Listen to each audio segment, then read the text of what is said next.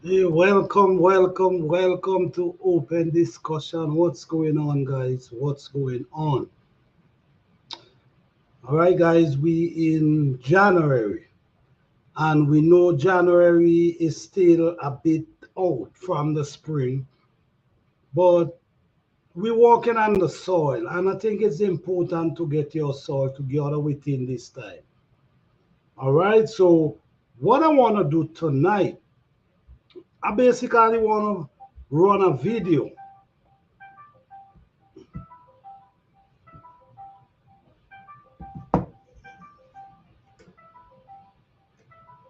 I really basically want to run a video tonight showing you guys how I prep my soil and some of the things I add to my soil.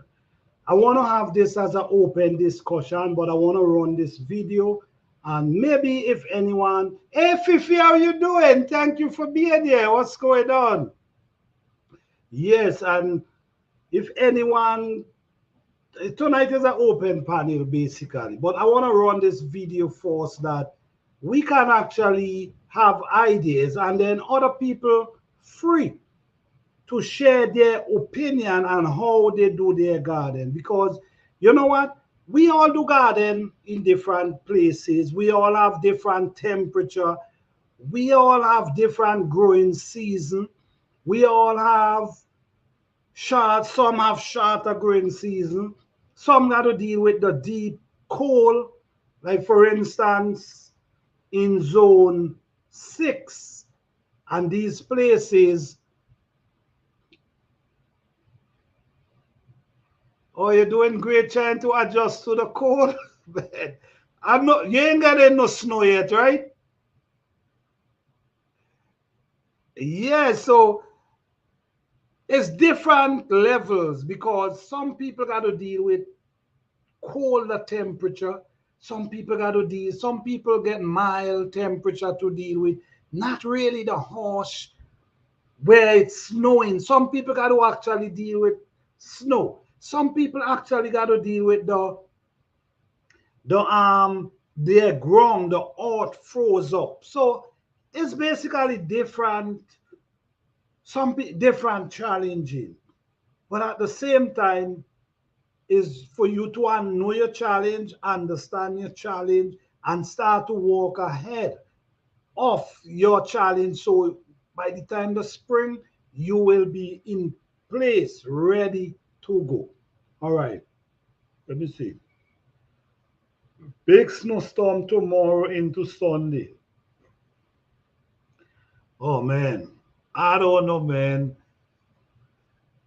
Well, I hope it come, go, and just get melt away because I love to see the snow, but when it's there for a long time, oh my goodness. When it's there frozen, when it's there and then it start melt and then the water, then it start to get flush. Oh, I don't like that part. But I mean you gotta do what you gotta do. But I hope it pass you and it didn't come as massive as they say it's supposed to. But yes, for like the people, I really want to do God. I really want to do life. Hey, the real family, how you doing? Thank you for being here. Thank you guys for being here. All right. Yes. So, okay, let me get to this, man. I want to say shout out to all the members of this channel. Thank you guys so much for supporting this channel. Truly appreciate each and every one of you. It means a lot to me. The membership contributing to our Herb Garden Challenge. Don't forget, our Herb Garden Challenge is coming up for March the 1st. So don't forget, all right? If you haven't joined us yet, you can always let me know. All right? Let us know that you want to take part. It's going to be very, very soon. So I want to say thanks to all the members of the channel. I truly appreciate you guys. I cannot thank you guys enough. Shout out to Fifi Johnny for being a members of this channel. Thank you for Real Family for being a members of the channel. Thank you, Yaya Best Life. Thank everyone, Urban Garden Chronicles. Thank everyone, OG Living Life, Jones Truth. Thank everyone for your support. Thank you guys. All right. I truly appreciate it. All right. So, okay, guys, I'm going to run a video, right? I'm going to run a video. Let's have some ideas about what we're doing. And please feel free to share your ideas as well, because it's not everyone gonna be gardening the way I gardening. And I want to open the panel. You're free to share how you do your garden as well, okay? Because everyone need opinion, and you got to remember as well, your opinion. You might be in zone 7, you might be in zone 6. We in different zones. So at the end of the day, there's people who might be listening, and there are people who might be able to find you because you're right in their zone and they could learn from you. All right, so I'm gonna drop the link. All yeah, I'm gonna drop the link now, and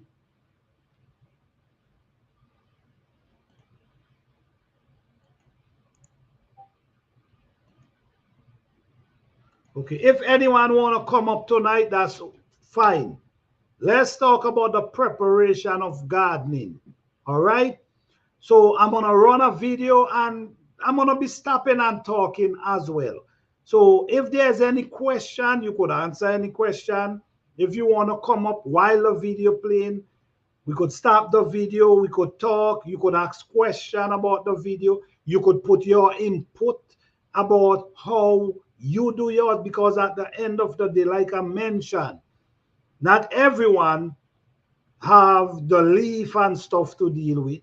There's other people who have different ways of creating their compost, whether by chicken poop, rabbit poop, all these type of stuff. These information, there's people out there who might have these product right in their yard and don't know that they could actually use them and turn it up in their raised bed and feed their plant with them.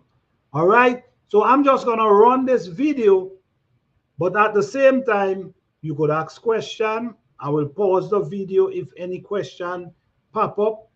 If you want to come up and talk about anything you see in the video, you want to ask question, you want to put your input on it, because at the end of the day, it's about, this is for people to learn, not for me to just, I'm only showing what I do. But at the end of the day, I wanted to open up that everyone watch it could able to learn something. All right. So give me a second, guys.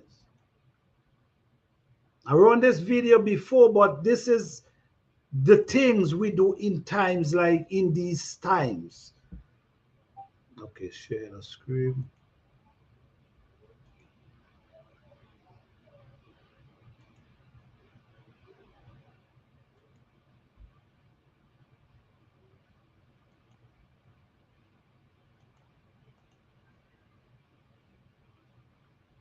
To Plant a Garden TV, how you guys doing today? I just want to show you guys a video of how I make my raised bed and what I use for compost. I use these leaves and I place them in the bed. Okay? Then I put the dirt over it. And then I leave it. So the rain, the sun, the coldness, everything gonna be rotting in this leaf over a period of time. Then this same leaf gonna become compost. Okay? So now this is a raised bed that I have here. This is an area right here.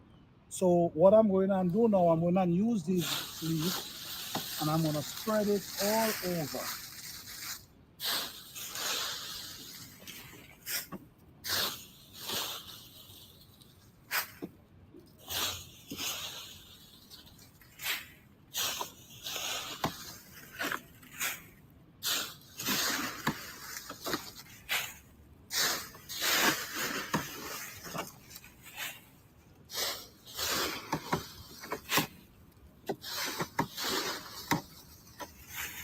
Okay, so just like how you see I do this with all the leaf, what I'm going to do now, I'm going to add the dot on top of it.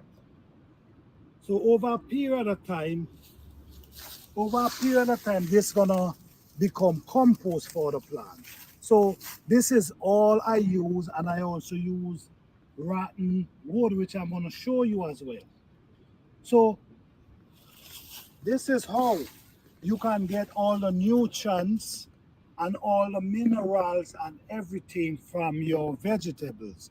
Why? Because you're using stuff that comes from the earth, that comes from nature. When you add the pesticide and other things, to me, my opinion, I think it mess with the soil and also the plant. That's my opinion. Everybody else have their own opinion. But to me, this is how I plant organic. So I'm gonna put some dirt and add on top of this. Then I'm gonna show you the end result of it. I also gonna show you guys some plants that I have in the garden, which is organic, which is the same way I prepare this bed, is the same way I prepare the other bed. Okay. All right, so what I'm doing now, I'm going to dig the dirt from this area, and I'm going to add it on top of there. And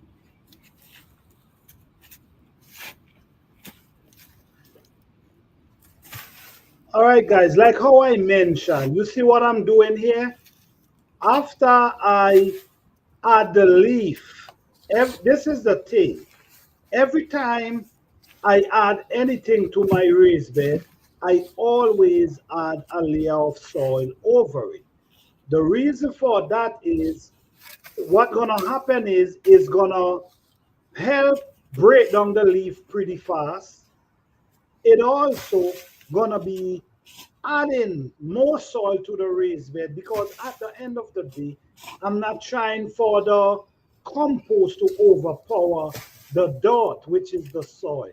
So the best thing for me to do, anytime I add something to it, I make sure I come with a layer of soil over it, which I think is very important. Like this, you ain't got to add no manual to this for at least another 2 years. This gonna maintain this garden, this the vegetables for this year. Then for the next year, these leaves gonna be rotten and decaying and start feeding for the next crop.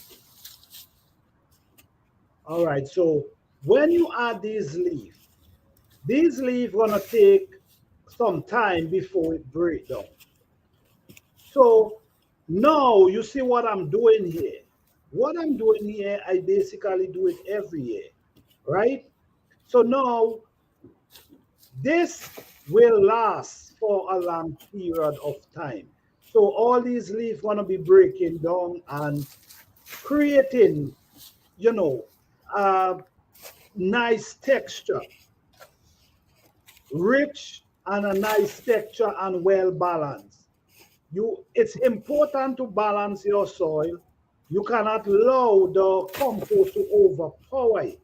So in order how you can manage in balancing your soil is by every time you add compost to your soil, you make sure you add dirt as well.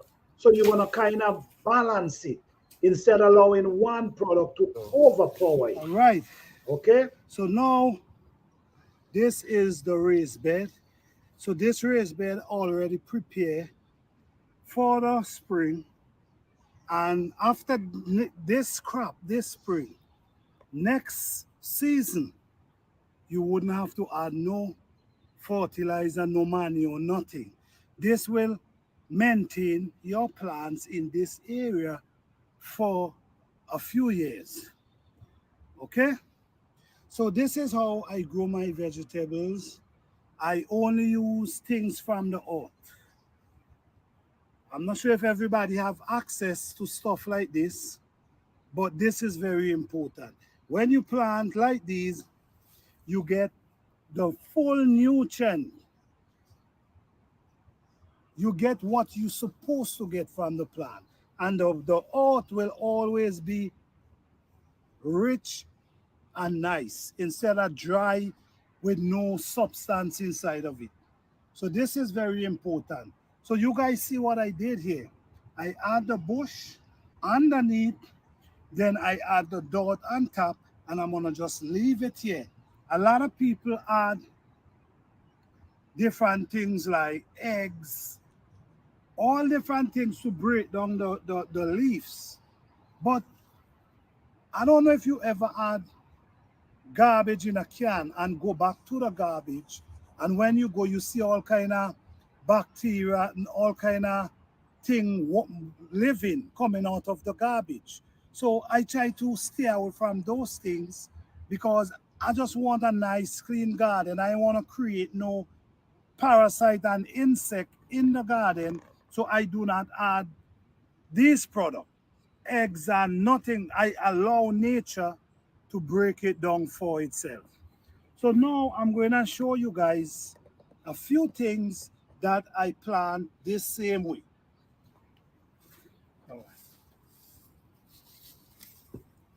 All right, so what I do there is at least could maintain a garden for up to 3 years. This bed, I did this bed the same way. These are collard greens, collards. Okay, all these is collards coming down here. And they're growing, as you can see, they're growing pretty decent. Okay, nothing added. Same process like what I show you there. It's the same thing I did here. And even here. Okay, these are collards as well. Over here now. Over here, this is broccoli. All right, these broccoli already start producing already. If you could look here, watch.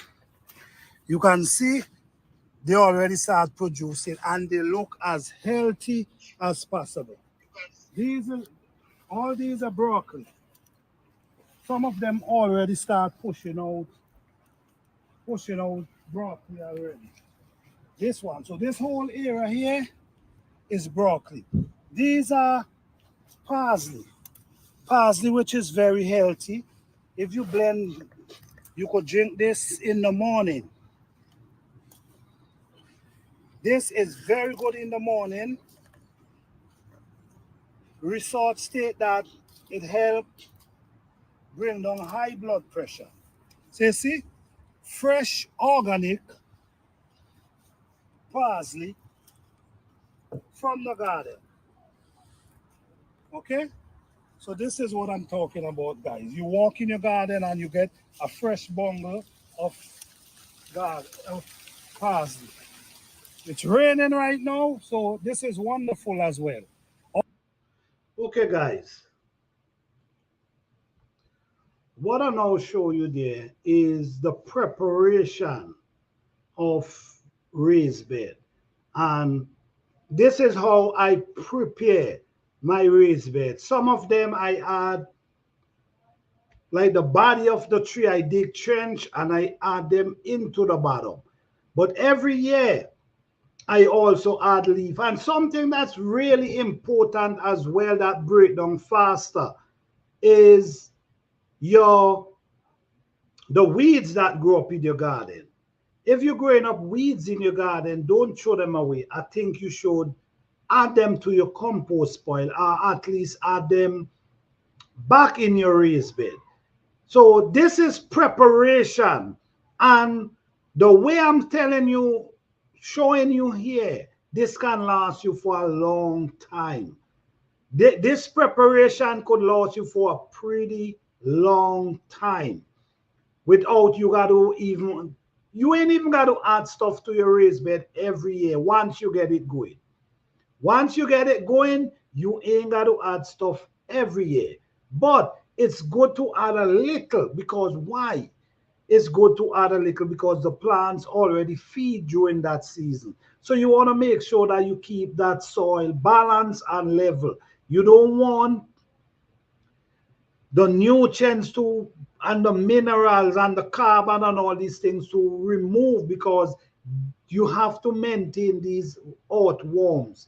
There's a lot of beneficial insect in the garden that we just need. And please, guys, we have to work on saving the earthworms. We have to work on saving the butterflies. We got to work on saving the bees. We got to work on saving all these things, because it's getting difficult. It's getting pretty difficult, because this year, last year, I had a struggling time with getting my pumpkins pollinated. The amount of bees I'm seeing, I used to be seeing, I'm not seeing now. The amount of butterfly I used to be seeing, I'm not seeing them now. The amount of, all I'm seeing is some different stuff I never saw before. And I'm basically questioning it. What is these things? I'm gardening for so long and I never saw them. All of a sudden, I'm seeing them, and the stuff that we used to, we're not barely seeing them. So we got to try to garden to create an eco-friendly, to create an environment that can protect us and that can protect the bees, the butterfly. We need them. This is why we come up, we're trying to promote growing organic. You know, try to do companion planting, try to do other things instead of spraying. Most of the thing we spray with do not never leave the plant. The plant absorb them. So most of the time, we are help creating the harm to our own self. And even the label, the warning you, we still using them freely when they have warning. There's a product, I don't want to mention the name, but is advertisement like non-stop about this product. But guess what? We're still using them. We got to come up with our own little natural remedies of preparing our soil. Yes, of preparing our soil naturally and feeding our soil with more natural product. You see what I'm saying? It's happening all over, even in different countries. I had a chance to tour a farm while on vacation, and the lack of pollinators are becoming an issue. Wow. If we do something, farming will be. If we don't do, and I agree with you. And I agree with you, because you know why? Here why I'm agree with you. And I know that for a fact that pollinators is important. But I'm gonna tell you this. Last year, I had a patch of pumpkins. Even my squash them. I have a patch of pumpkins. And the pumpkin just keep pushing out flowers. Just keep pushing out flowers, continuously flowers, flowers, flowers. But it's not getting pollinated. I'm not seeing no bees, I'm not seeing no butterfly. So they just drying out and fall off. They just come in and they just pushing flowers. And the one time, I could never forget that morning I get up. That morning I get up, I go in the garden. And when I go, there was so much flowers, pretty bright flowers, pretty. And I saw bees and I was so excited. I saw bees, I saw butterflies for about 2 days. Then they disappear again. Then guess what? After the presence of those bees, then I start to see pumpkins start forming. Now, after the bees were present, then I saw the pumpkin start holding on. So, believe it or not, the pollinators are very important. We're supposed to be growing stuff to keep them and help protect them, that we could have a garden of food production. We don't, yes, sometimes it's good to do self-pollinating. Sometimes you can't do that. But sometimes the problem is sometimes the males comes up before the female. Sometimes the males comes up and fall off before the females start coming. So now it's hard for you to do your pollination. Or maybe you mightn't be wrong. Maybe you got to get up all in the morning and go to work. And maybe you come back late. So it's kind of difficult for you to do that. No, if we have the bees, if we have the butterfly, no, they could do our job. So by we getting rid of them, we making our job harder, and we are the one who help creating food shortage, because if the bees and the butterflies not here to help pollinate, then we're gonna have less food. When we have less food, that's when we have situation. That's when we have big problem, because food, you're planting food, but you cannot able to harvest as much as you would like because the pollinators is not here. We got to come together, work together, and keep these pollinators around.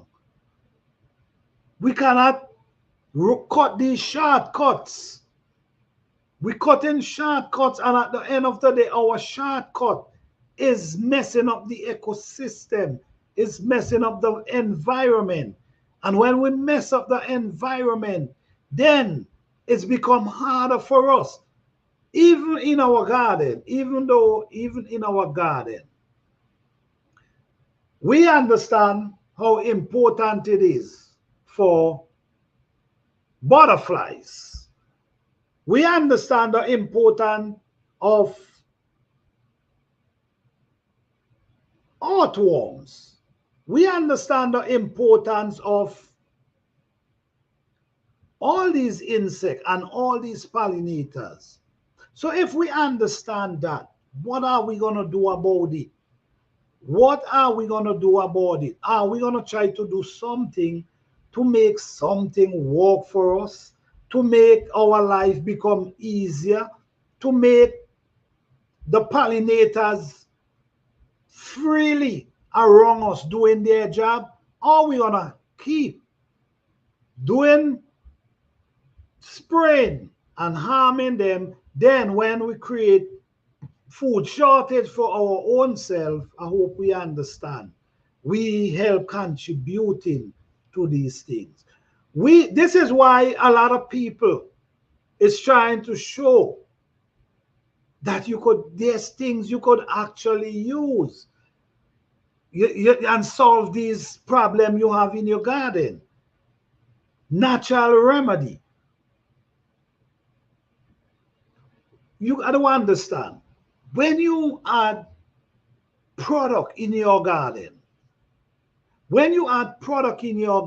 product that can save life. When I say save life, save the earthworm's life, save the butterfly, save all these things life. When we add these things in our garden, we receiving a lot of benefit. The earthworms help break down our soil, our compost. Their job in our garden is marvelous. So we got to try to save these insects that we could able to get food for ourselves. We got to try to save the pollinators that we could actually get food for ourselves. There's many ways, guys. There's so much ways. Everybody have their own little natural way of what they do and how they do it. There's so much people who sharing this information that you can, how you can grow, how you can plant, how you can use natural. I use leaf, but there's people who use chicken poop. There's people who use rabbit poop. There's people who use goat. There's people who use cow. These are good manure. These are really good manure as well, especially if you're trying your best to make sure that you're not getting too much chemical into the animals then. We all know it is hard to do it 100%, but at least if you're able to have some sort of control in doing that, it's better than nothing, period. We all know what we're doing, we cannot 100%, but the effort into trying, because when we try, what we do when we try, we save life. What we do when we try, there's more food create in our garden. What we do when we try, we attract more butterfly, more bees, more hummingbirds. This is what we do when we try. So we help keeping the ecosystem going. We help keeping a more healthier environment for ourselves. So preparing our soil naturally could save a lot of insect and parasites. Not every insect out there is bad. There's a lot of beneficial insect out there for our garden.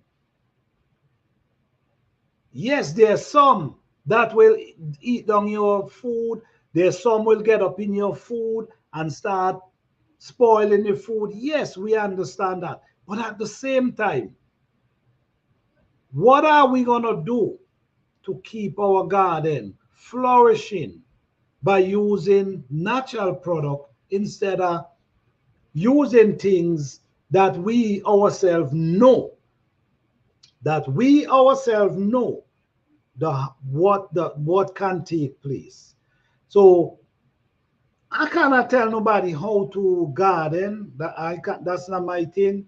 I'm only going to encouraging people and show people there's other ways. There's other ways you could eliminate bugs out your garden, like bugs. Like for instance, we don't like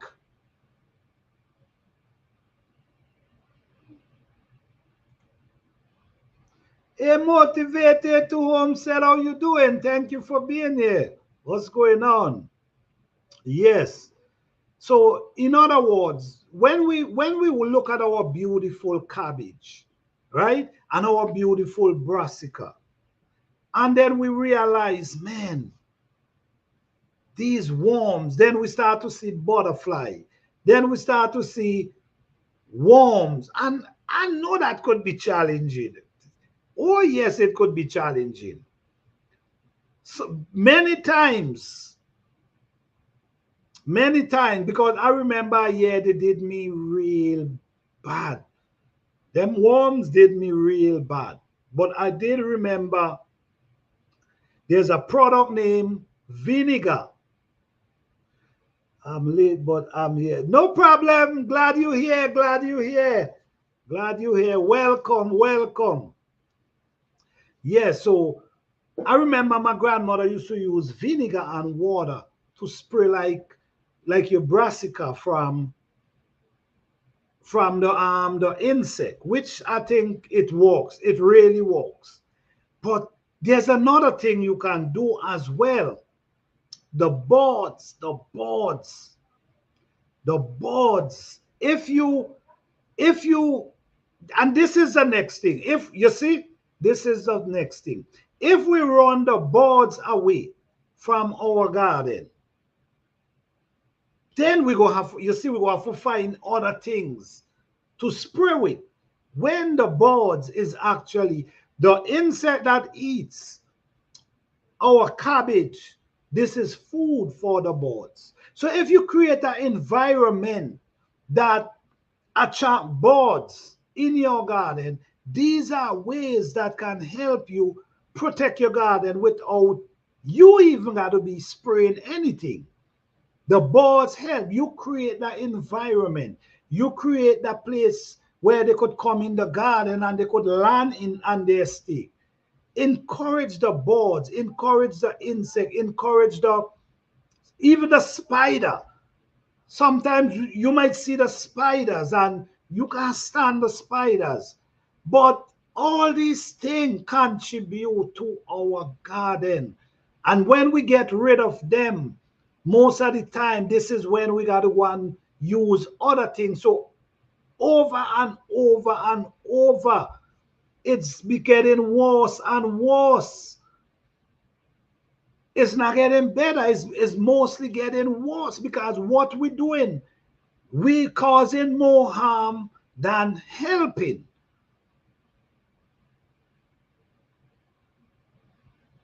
We causing more harm than helping with all these things we're doing.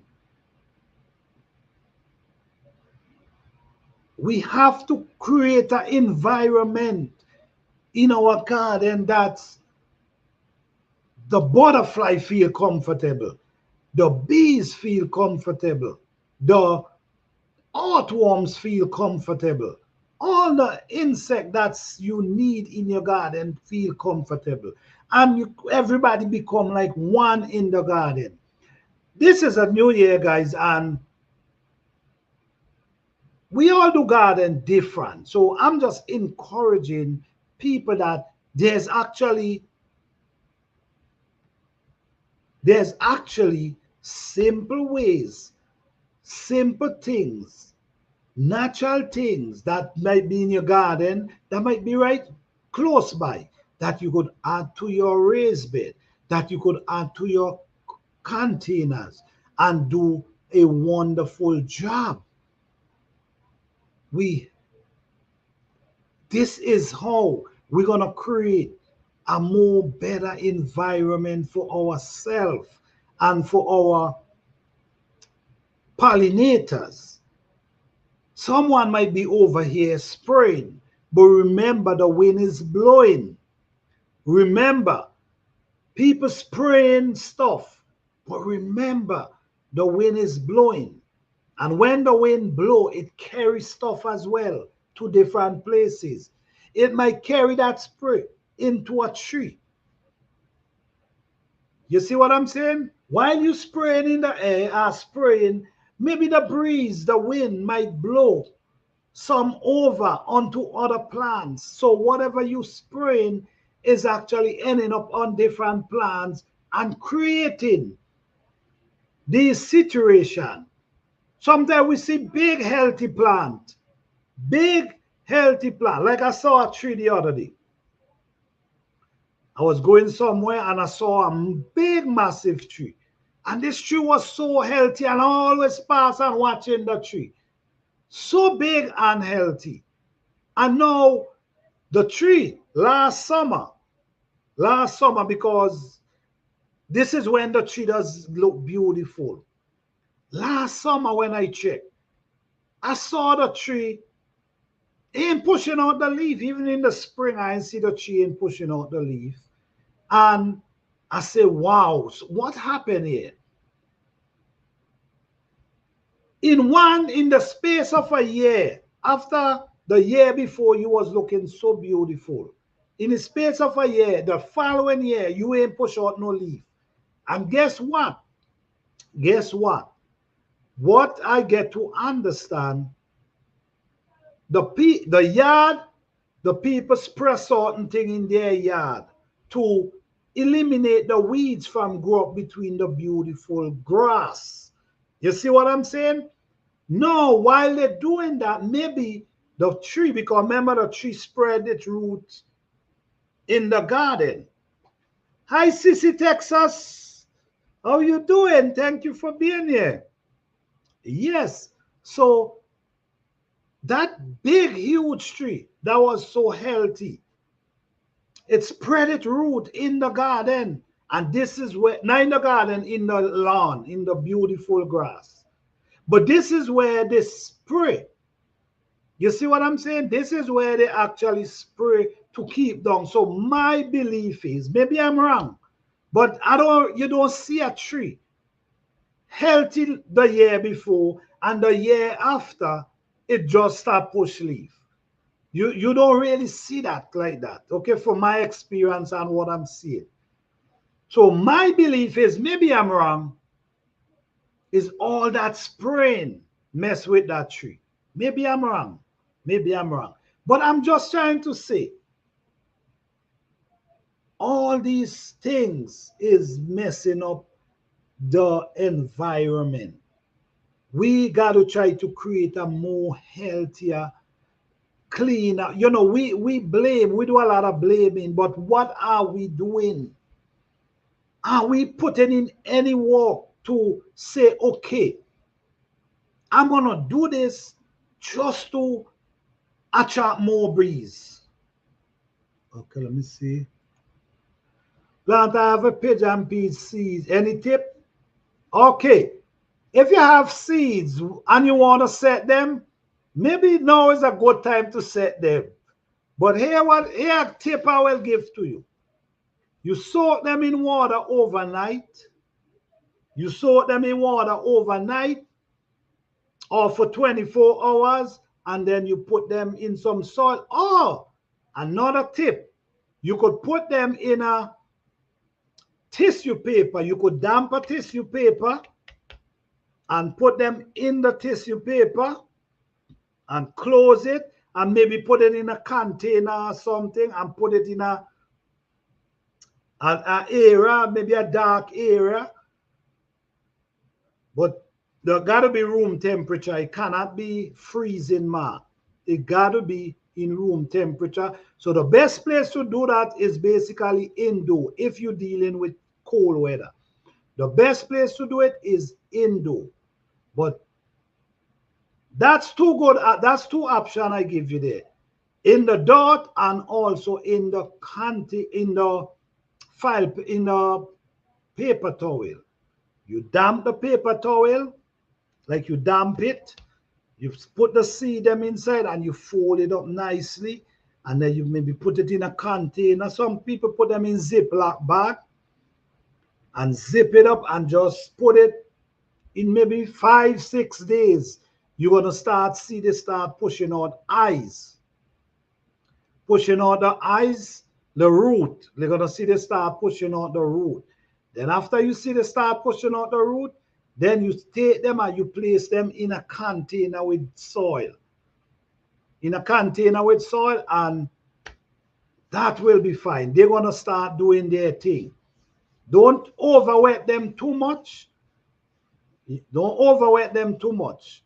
You make sure, some people push their hand down and feel the soil to make sure it kind of dry before they wet again. Because when you indoors, it's not as hot as outside, so it takes a longer time for the water to dry out of the soil. So, all right, you're welcome, you're welcome. Hello, planner. Any tips for getting rid of moles and moles and voles? Okay. When you say mole, what do you mean? Mole, like mole around, like mole, black mole around your house? Let me know. Let me know. If it's the black mole around your house, let me know. All right?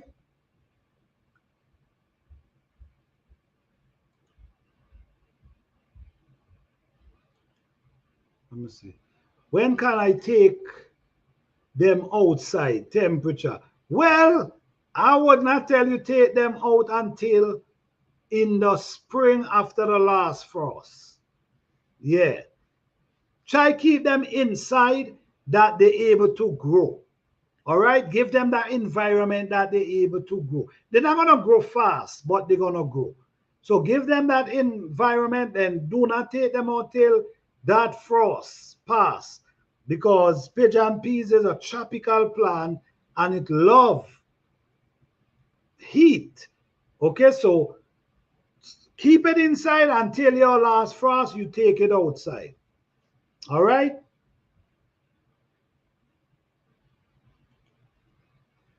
The garden rodents that dig and make holes in soil. Okay, you know what? That I don't have. All right, thank you for that, Fifi. All right. Okay, I don't have much of these things, but so I don't know what to, I don't know how much. I don't want to tell you use no chemical for sure. So I don't want to go too much into that department because I don't want to use, I don't have these problems. The most problem I have is squirrel. That's the most problem I have is squirrel. Okay? But a good thing you can do around your garden is garlic, because a lot of these rodents don't really like, a lot of these things don't really like the smell of garlic and onion.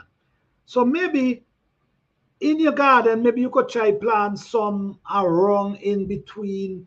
You know, I don't want to go too deep in it, sir, because I don't want to give you no wrong information, and I do not use chemicals, so I don't want to give you too much of no information that I'm not sure of, but because I don't have this problem. But someone told me before, when you put, they don't like the scent of garlic and these kind of, and marigold, the scent that they push off, they kind of keep them away. So try that. Okay, I don't want to recommend you stuff I never use. All right. I hope that. Hey, Jim, Mama, how you doing? Thank you for being here. What's going on? Yes. So, is anyone in here could help? Is anyone in here could answer this question for motivated to homestead? Fifi, you have any information about these rodents that go down in your that motivated to homestead talking about?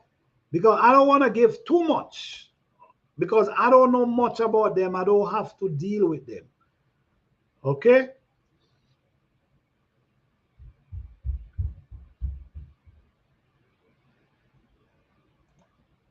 And the truth is, I know it's difficult.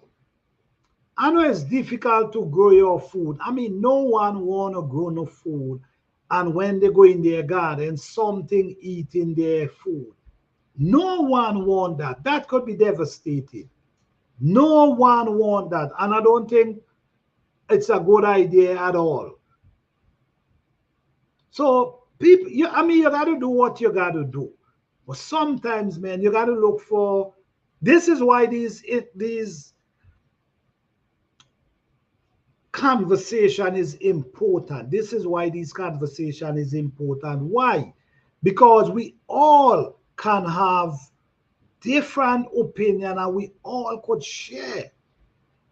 You see what I'm saying? We all could share. So if you go into the situation, what did you use to change this situation? Or what did you use to keep these things out of your garden?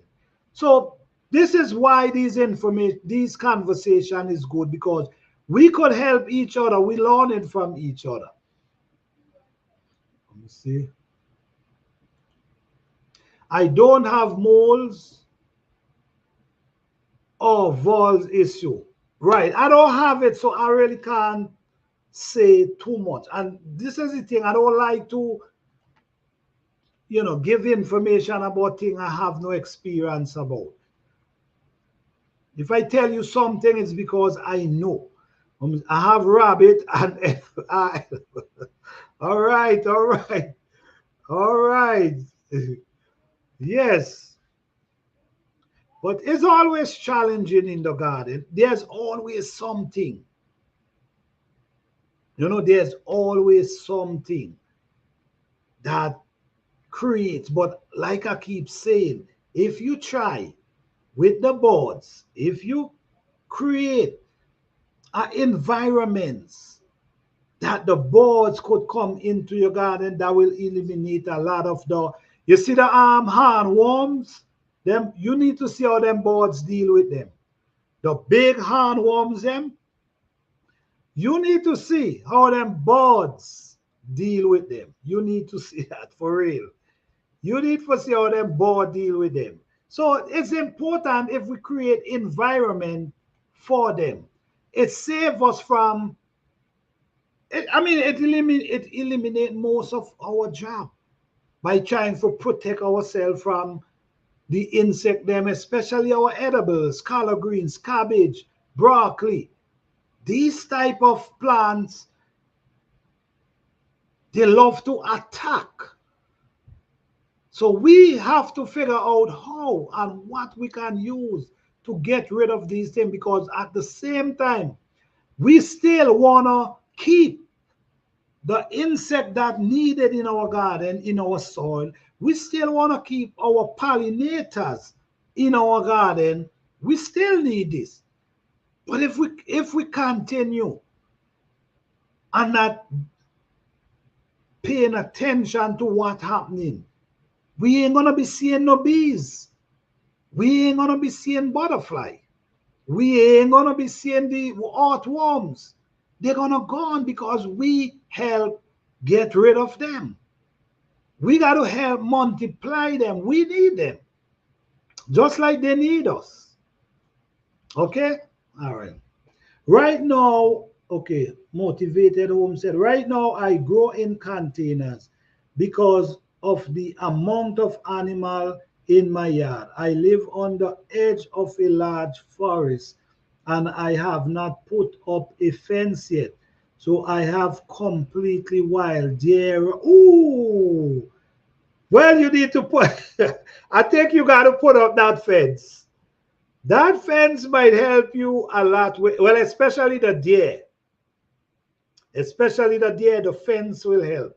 Rabbit love to dig holes. So I don't know. But at the end of the day, if you're able to get some of them out, then you will able to get food. At least if you cannot do the whole yard, just put a fence around the area where you planting, like the area where you growing.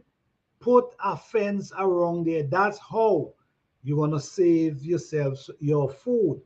And even though what we get into understand now, it happening now that where people gonna be starting to, we got to start to not just protect our food from the animal and the deer and the insect. Yeah, people who will be taking them. Because I was watching a video where they actually, people start coming in your yard and take your stuff. So, it's getting very challenging. You know what I'm saying? In every way. So it's not just the animals. It's not just the animal, no. Get a door. Okay. Motivated to Homestead. Sissy Texas Garden say, get a dog to protect our garden. Okay.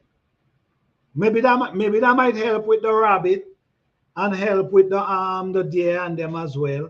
So at least if you're able to protect from some, that's better than allowing everything to come in your garden. Yeah. So yes, guys, prepare right now. It's preparing time. So most of the time where we gonna be talking about now go on to garden season, is prepping. In the spring, we're going to be talking a lot about planting. But right now, it's about prepping the soil, getting the soil ready, getting the soil intact, getting your soil rich enough. Always have a little compost pile to the side, right to the side, that you just feel, allowing them to break down, that you just sprinkling them around your plants. It's always, and even though after you done fix your soil and your soil is right, your soil is so nice and rich and beautiful,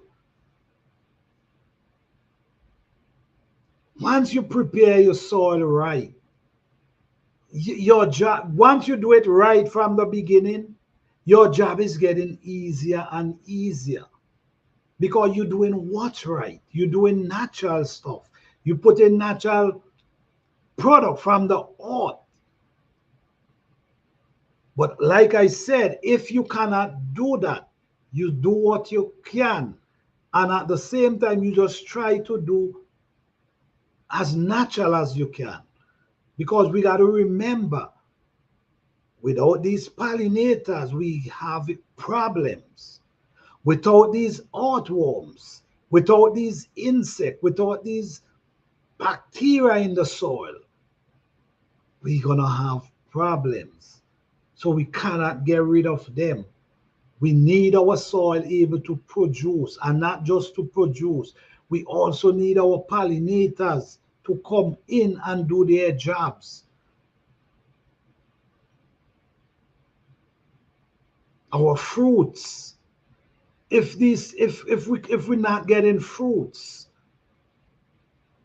And you know what I notice? What I notice that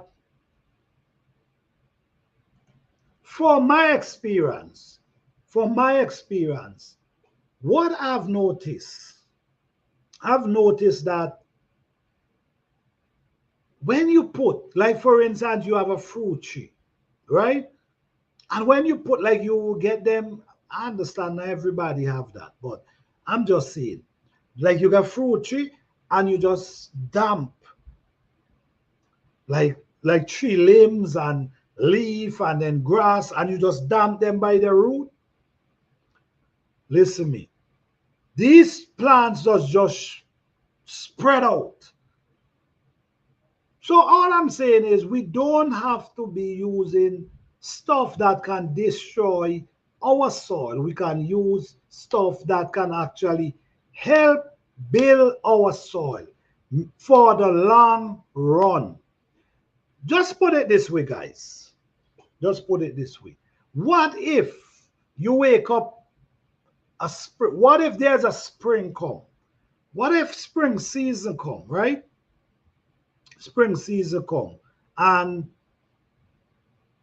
you get to understand that they're not selling no fertilizer at all. Maybe the truck, maybe whoever they're getting the fertilizer from is not delivering anymore. Or the ship cannot bring them to you. What you gonna do? These are things you cannot cripple your own self. You got to do things that whether I come yes or no, you still can continue doing what you're doing. You still can continue growing your food. You still can continue harvesting. But one thing, we got to make sure our pollinators, we got to make sure our pollinators multiplying. We got to make sure our earthworms multiplying and not decreasing. Anyhow they start decreasing, this is issue. And to me, if I got to throw something around my plant, and if I throw too much, it burn it down, then I don't see the use of me putting it around my plant.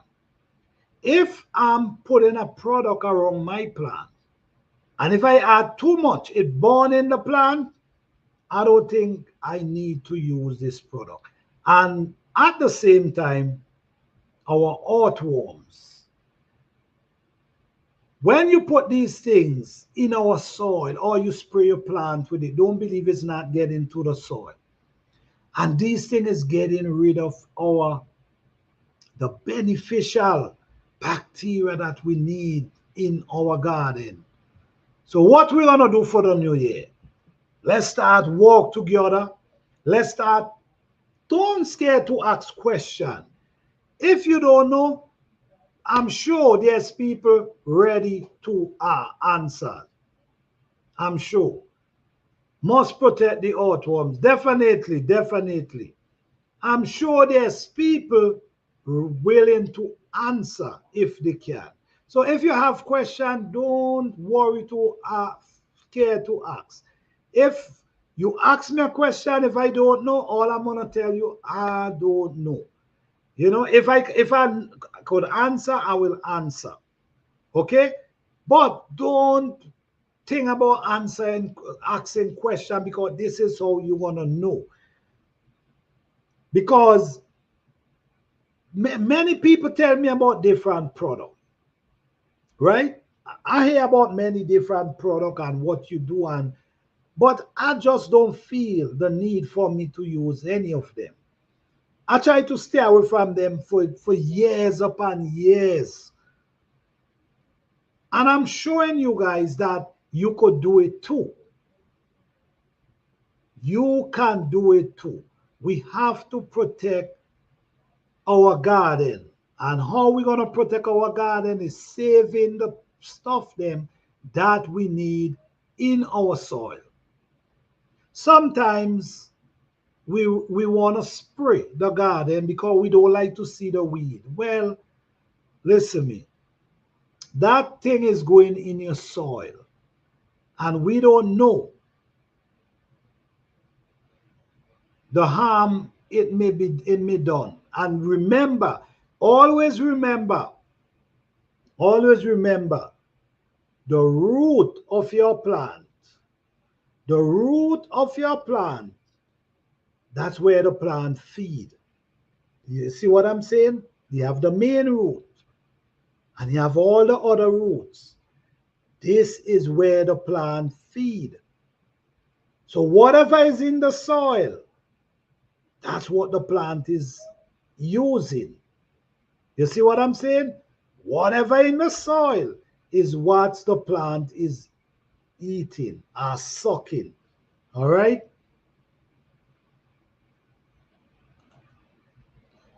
That's what you plant. Let's make an honest effort to do our part for our environment. Yes, I agree. Every little effort each and every one of us do, it helps. You see what I'm saying? Every little, whether it's 5%, 10%, 20%, each and every one of us put in that effort is going to benefit in the long run. Instead, you see the thing, and this is what helped put us in this situation where we are today, right? We just accept anything. We just accept anything without knowing what it do, without knowing the benefit, without knowing. We just accept anything. Someone bring a product and we just accept it. We don't even know what's in it. You know, people got to, people got to build credibility here for me to trust your product. Is your product for the benefit of the environment? That's what I'm into. Product that's benefit our environment. Let's take part and put in that effort to make this happen. The forest has so much that's helped me make my soil better. The leaf, wood, and the soil from the forest is so beautiful. I think that is why I have so much wildlife also. Yes, listen to me. That soil is something else, man. That soil up in the forest, it is something else. I'm telling you, man. I always try to recommend people to use it because you know that some people, there's a lot of people who live in just right to the boundary of the forest. You see what I'm saying? But they're not going through there. You understand? Because they're scared. You see you see? But listen, you don't have no idea. You ain't got to go all the way in. You could just go a little area in and you could do some scraping, go inside there with a shovel and scrape up some, leave some compost and just throw that back in your raised bed. That's, I don't know, that's one done. You see? And the forest, as we all know, we never see no forest. In no forest where nobody going through with water. We ain't see nobody going with fertilizer. We ain't see nobody going with nothing. The forest feed itself. Okay? The leaf, when they drop the limb, sometimes a big tree fall down and that just decay and go right back to the earth. All that is what, and this is exactly what I do. This is how I garden. I observe nature. I observe the forest. And I see where, wait, hold on. I ain't see nobody going through here and do anything. So why am I going, guys, take some time out, grab some leaf every year, every fall. It will help you. It will save you a lot of money. It will save you. And the benefit is amazing. All right? Yes, so bless. How you doing? Thank you for being here. What's going on? Yeah. So this is garden season, guys. It's not here. It's close, but start prepping now. You will enjoy it. Believe it or not, at this point in time, at this point in time, I almost done plant up the area that I just, well, part of where I just grow food. I almost planted up already with edibles and these type of food. So put your soil to work at this time. In the spring, your soil gonna be ready to go, especially, all right, you okay, you're welcome. Especially if you're dealing with winter. Once you're dealing with winter, now is the time to put your soil together. Now is that certain plants, I will start sowing certain seed already. Like for instance, if you're trying to grow brassica, right? If you're trying to grow brassica, now is the time to start sowing your seed because you want them to start growing and reach that maturity that when spring, not even spring, you could plant them in the winter. Well, that's if you're in an area where your soil do not freeze. Because now I have all type of brassica seedling growing beautiful. And the good thing about them, I have them outside. I even have some herbs that I usually grow indoors. I actually growing them in the ground outdoors. All you need is a container. You ain't even need a greenhouse. You need a plastic situ container and put it over them and that gonna protect them.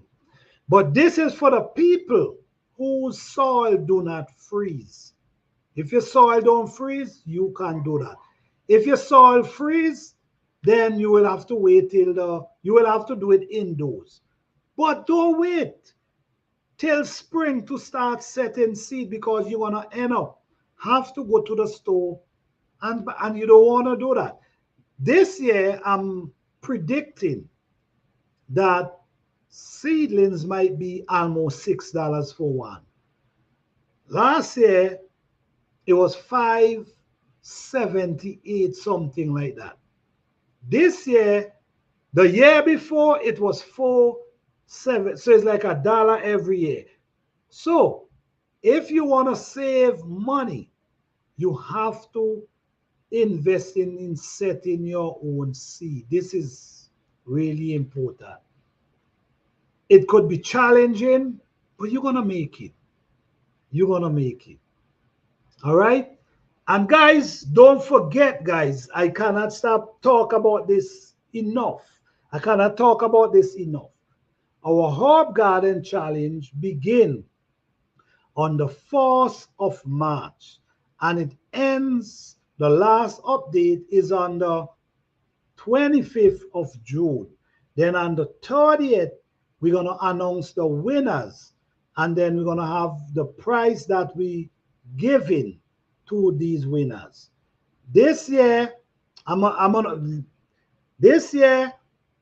do it on a different level with the price, the giving away. Because what I'm looking for, I'm looking to actually encourage people to grow.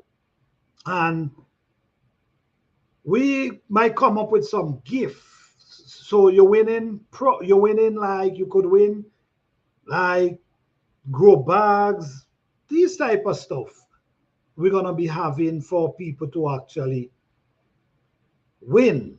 All right. So there will be prizes, but don't forget, if you set your seed and your seed ain't doing too well, that does not mean you stop. All you do, you reset more seed. All right.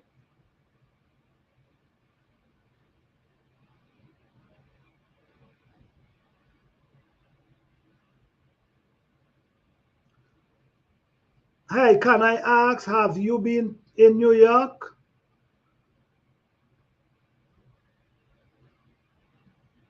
What?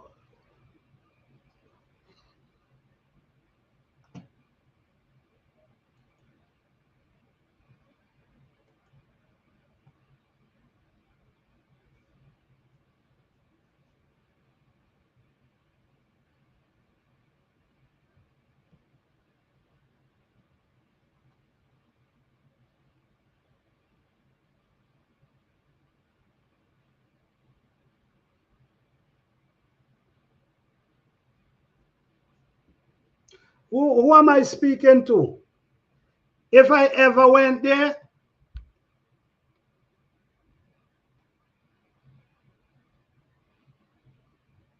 but anyhow, when you,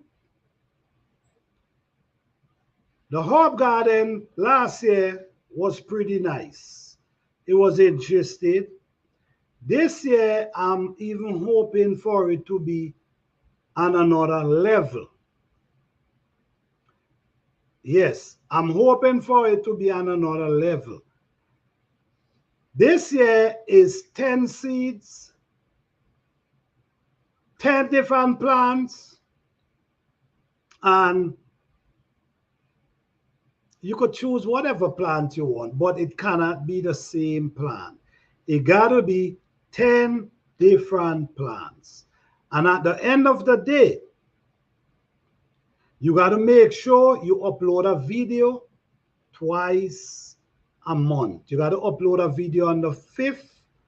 You got to upload a video on the 25th.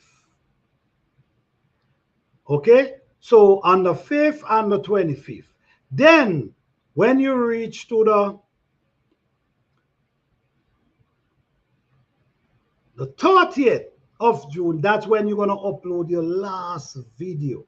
And basically, why we doing this, right? We want to see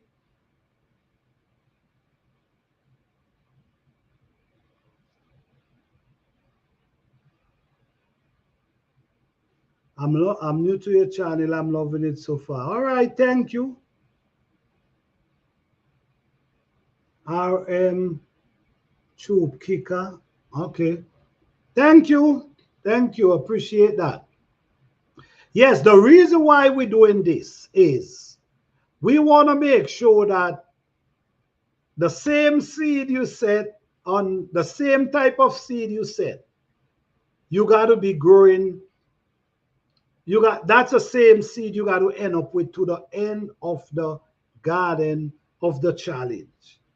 It cannot be different plants. It got to be the same plants. The only thing is you could maintain. What you could do, you can maintain. If they die, you could set more. But it got to be the same 10 seed that you set in. You could grow more if you want, but the challenge is 10, no less than 10. And to the end of that challenge, that's where we're going to come and we're going to say, okay, we're going to judge, we're going to see whose plant look the healthiest and who follow the rules. It's important we got to have rules because this is the only how it can go smooth and nice. You got to come with rules. And the rules are upload your video. You're supposed to mention the challenge. Upload your video twice a month on time, on the 4th and the 5th. The people who follow the rules going to be the people who qualify to win their prize. So let's get it going, guys. Let's talk about it. Let's promote it. At the end of the day, all the people who involve, everyone who involve, your videos will be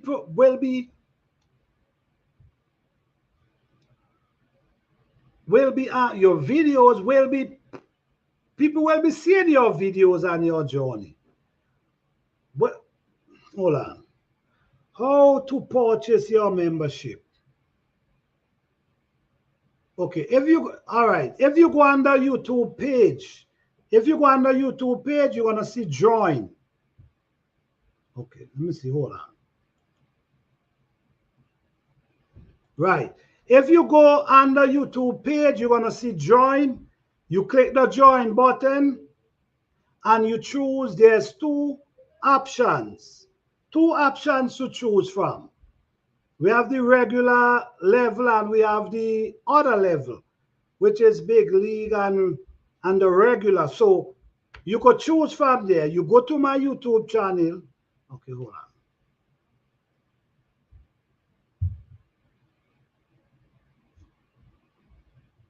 Okay, all right. Okay, look at on the screen. Go to the about page and you will find the information. Join the membership. Yes. All right. So you can choose which one you want to join. And thank you for that. And this membership is about help to fund the Herb Garden Challenge. And sometimes I do seed giveaway and these things, and it helps to promote, it helps do shipping. So I appreciate everybody who joined the membership. I appreciate that because it helps. Thank you all very much.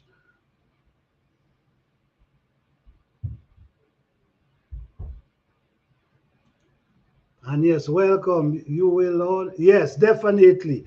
And over here, man, we get into the depths of gardening. We question and answers. No problem if you ask question concerning gardening or the topic.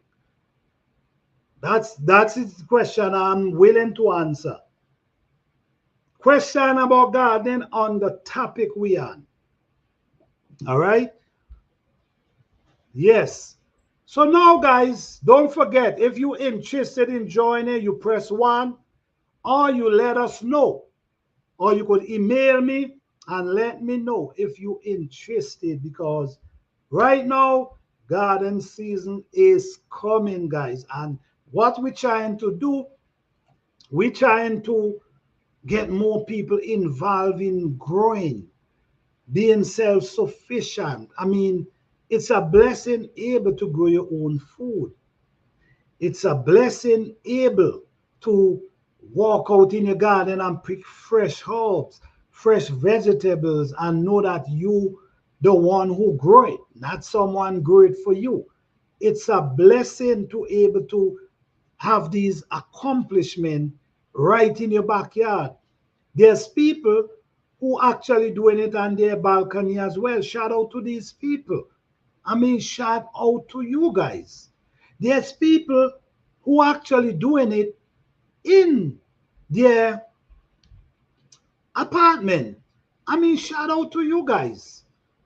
I mean, that's motivation right there. So if there's people who actually doing it in their garden, in their balcony, and in their apartment, then the people who have the space in their backyard, they should make it, they should definitely make it happen.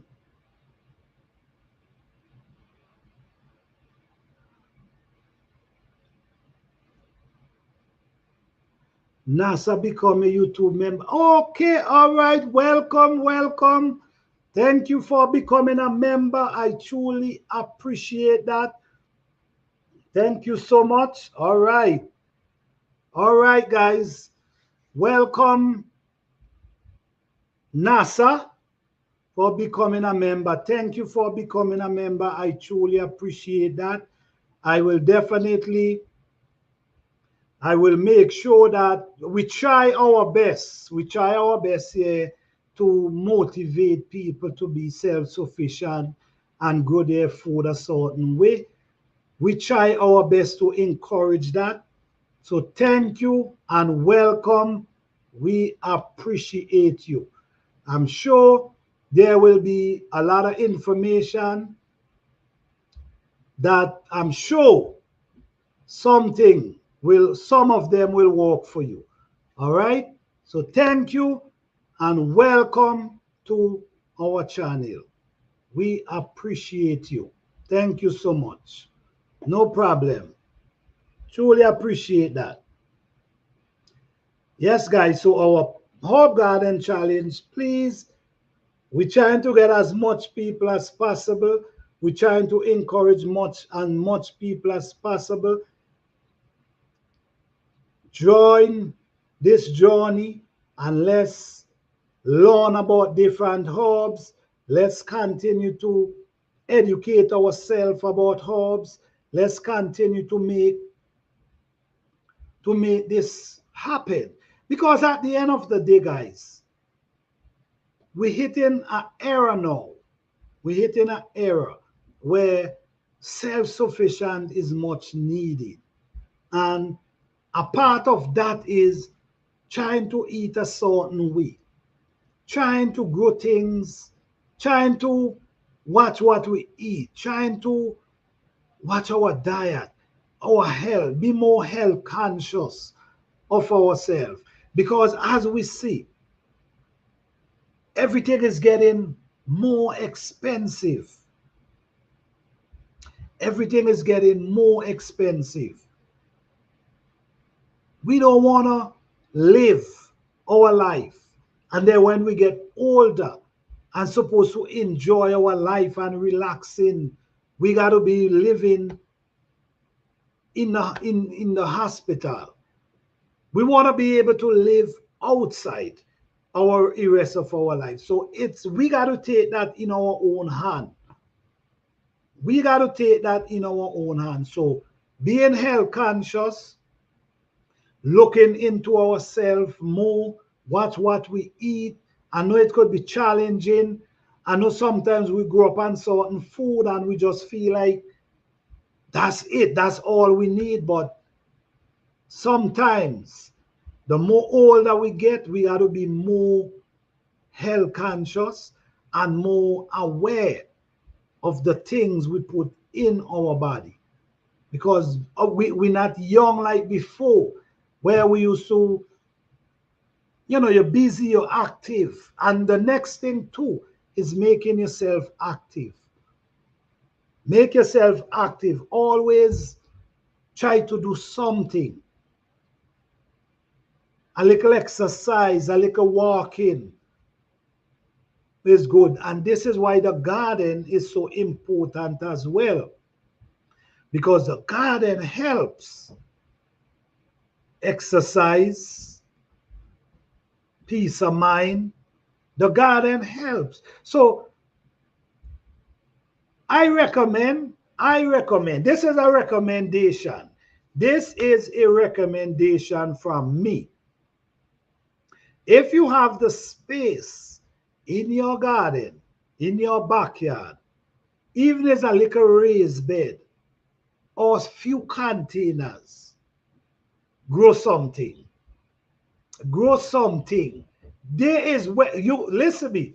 I don't know for everyone, but when you grow in something,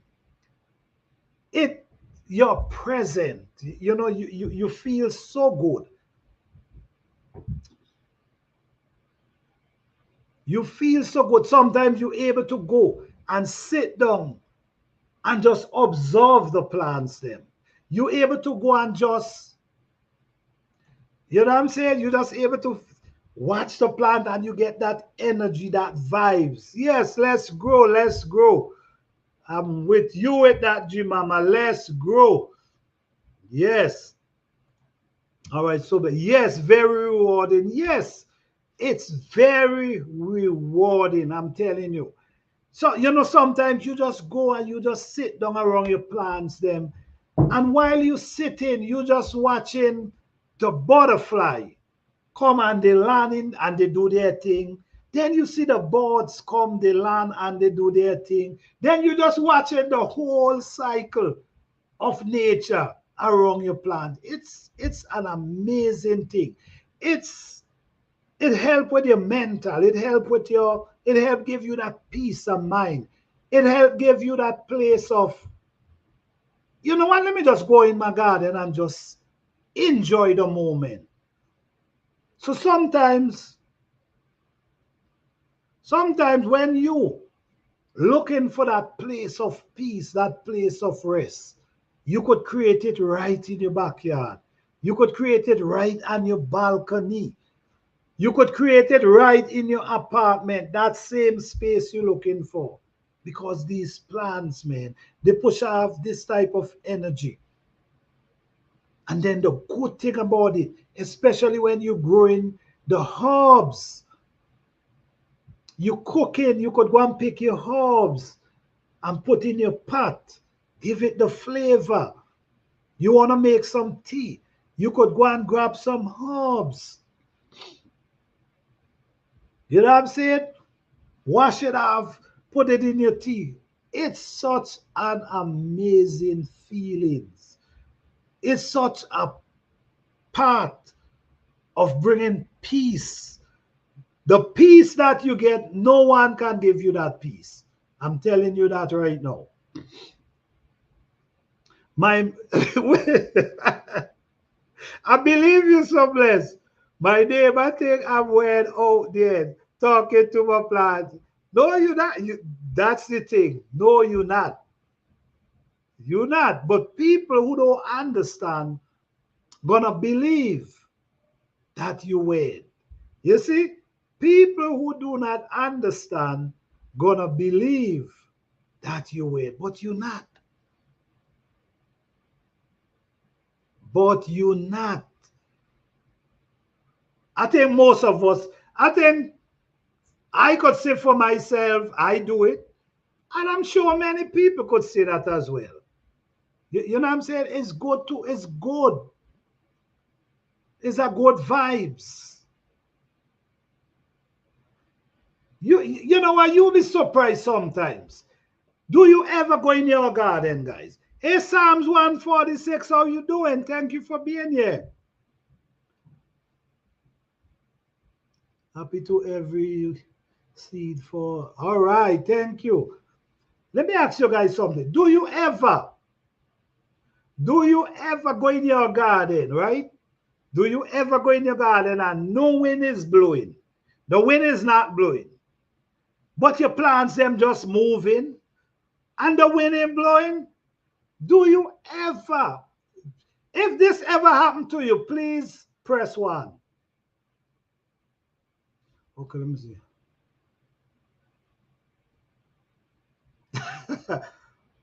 How can I buy your t-shirt?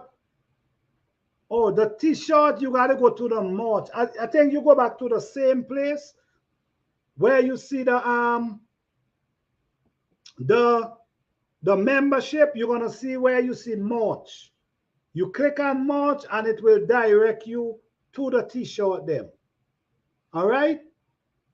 You go right where you see merch. Go right back on the page. You're gonna see where you see merch. You click on the link. You click on merch and it will show you all that's there for sale.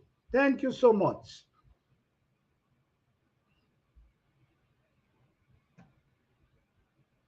Okay, let me see.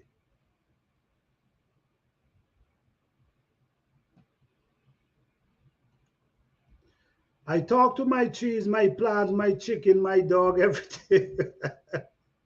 That's what I'm saying. Hey, GT Judah, how you doing, man? Thank you for being here. Yeah, that's what I'm saying. People might say you nuts, but you know you. That's the thing. People can say what they want. You know you ain't not talking to your plans. But have anyone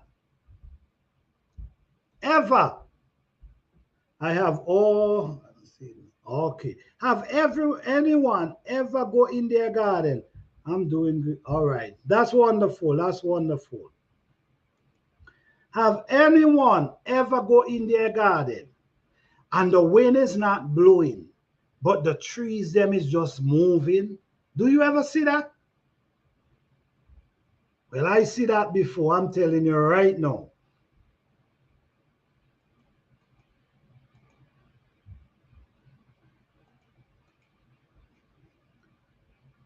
Okay, here to, all right. Thank you, Fifi. I appreciate that.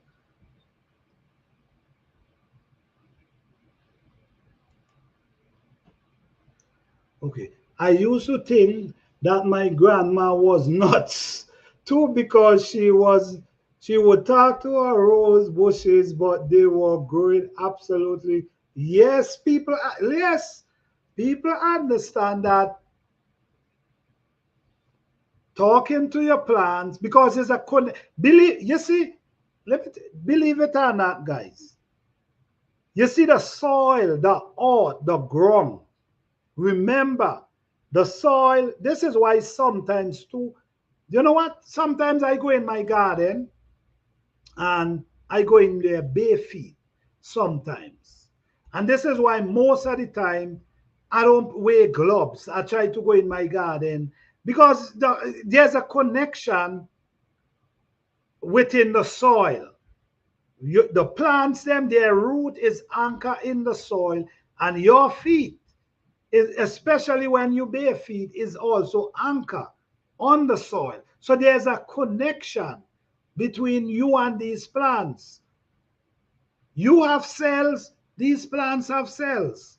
So don't think that there's not a connection. So by you speaking to them, people might say you're nuts, but I don't think you are because I do it myself. I thought it was the vibration of the earth making them move with the, well, maybe, and I'm not gonna doubt what you're saying, but I seen it. You see what I'm saying? You have a point. You have a point, GT. But I see, as in my garden, and I'm not feeling, I wasn't feeling for say, well, it's an earthquake or something. But the plant them was just, swaying. And I'm saying, what the, you know what I'm saying? I'm saying, what is going on here? But it's a good sight to see, though. It's a beautiful sight to see. This is why I will always say, create that space in your garden, that the place you could find peace, joy, the energy, the sweet energy, the breeze that blow, that just feels so comfortable. It's a good place. It is. And that's why I try to encourage people to either start a garden. If you're home, maybe you might be retired. So we call it grounding. All right. Okay. Yes, we call it grounding. All right. Okay. If you, for the people, for like people who retired, when I say retired, maybe not working, I'm not saying you old. I'm not saying that. I'm just saying retired. And you might be home, or you might be self-employed, or you might be working from home. I think it's a good idea to have a garden. You might be stressed. You might be working from home, you on your computer, and you stress as hell. The job may be stressing you out. You could just take a few minutes and say, you know what? Let me go outside. Let me go sit with these plants for a minute. And that will help release. That might help you able to go back in and handle that stress on a different level. You was inside and this stress was really taking a toll on you. But while you go outside in your garden, relax for a moment, have a little time, come back in, it could help prepare you to deal with that situation. And you might come back in smiling now. It's not affecting you as much. You see what I'm saying? It's not affecting you. So a garden, man, is something good. I think it's something good. Okay. Sorry, I'll be wearing gloves for going forward. I wish I didn't have to, because I prefer to feel the soil with my bare hands and walk without shoes. But the way things, no, listen to me. And I ain't disagree with you at all. Because you start seeing things and you see, what the worm you saw last year, Fifi Johnny, was a copperhead or something. Something like that. You're right. And according from that, it kind of made me think as well, because you don't know these days what's in the soil. So putting your bare hand these days, you got to think about it. But it's something I enjoy doing for years. But now we got to, according to what we see now, we got to pay more attention. And put on your gloves if you have to. Or, you know what I'm saying? I'm not going to tell no one not to use gloves. I'm not going to do that, because you just don't know these days. Oh, hammerhead worm, right. Hammerhead worm. If you Johnny saw a hammerhead worm in her garden, this season, last year. And if you do your research on it, you're going to get some information about it. So we got to be, these days, you got to be more cautious. But the connection is pretty amazing. The connection between you, the soil, and the plants is very amazing. Sometimes that place of peace, man, we all need that place of peace. We all need that place where we could go and relax, where we could go make a cup of tea and go and sit down for a moment. Let me tell you what my grandmother used to do in the early times, right? I know what's in my soil, but so I keep my gloves on. All right. I agree.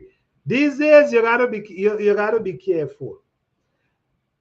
What I see my grandmother used to do, and this was, I think, I used to wonder, why. But I understand. I understand why she used to do that. She get up early in the morning. As soon as it clear out, she gonna get up. She gonna get a banana.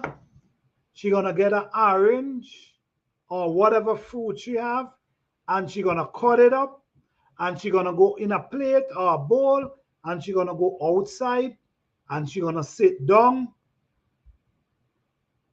in the porch, and she gonna just be there, look, watching the trees them, and eating her fruits. And I used to say, why is she doing that though?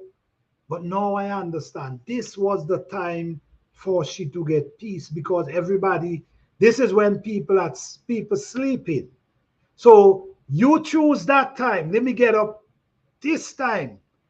Go out and get my peace of mind, my mind together, my mind intact, my mind in place before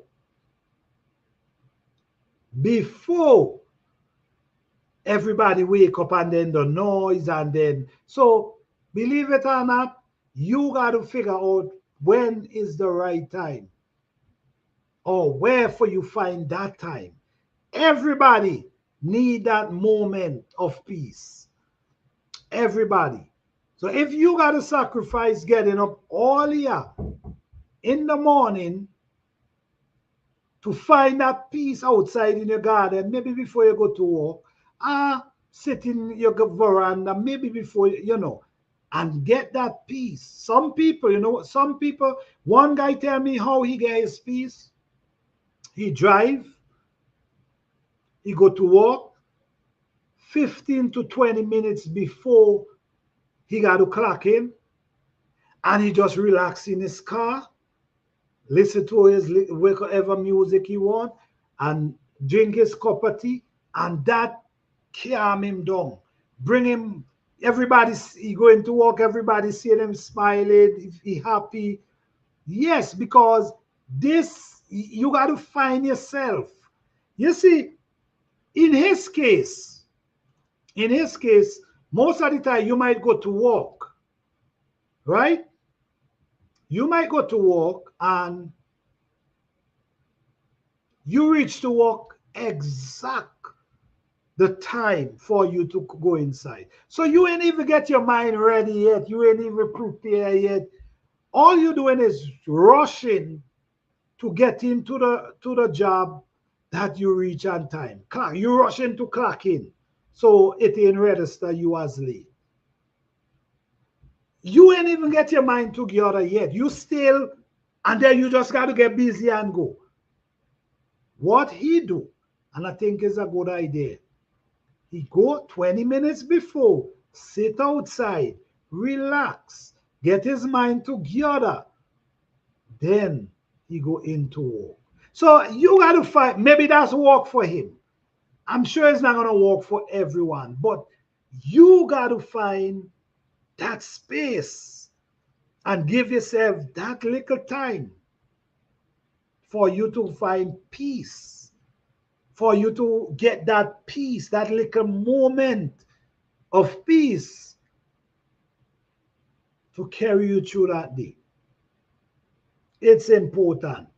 It's too much going on for you to look for that peace. It's too much going on.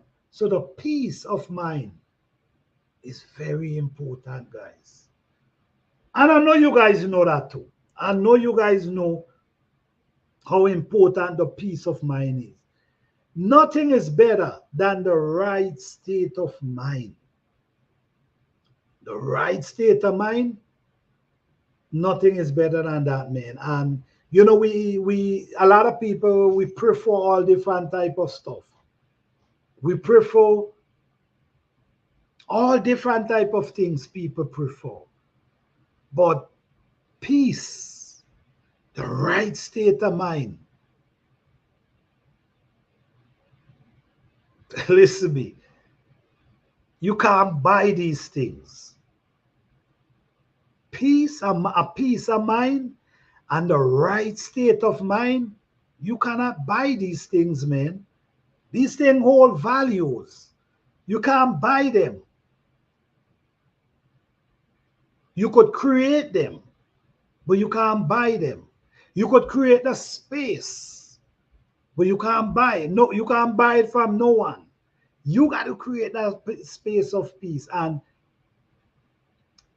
many gardeners, if you ask many gardeners this, they're gonna tell you the same thing. If they go in the garden, they find peace. If they go in the garden, this is where they could relax. The energy is right. Many gardeners will tell you this story. Many gardeners will tell you how they go in their garden and just looking at the plants, them, the energy, the vibes is just right. So for me, if you home, you working from home, you self-employed, you home most of the time, create a little garden. It ain't got to be a big garden. Create a little garden for you that you could go and pull a chair sometime or sit down on a piece of wood, whatever you choose, and just enjoy that little moment. Take yourself away from the television. Take yourself away from, rest on the phone for a minute. And just enjoy that little time. Just enjoy. We need it. And you, like I now mentioned, you cannot buy peace of mind. You cannot buy the right state of mind. We got to create them. We got to create them for ourselves.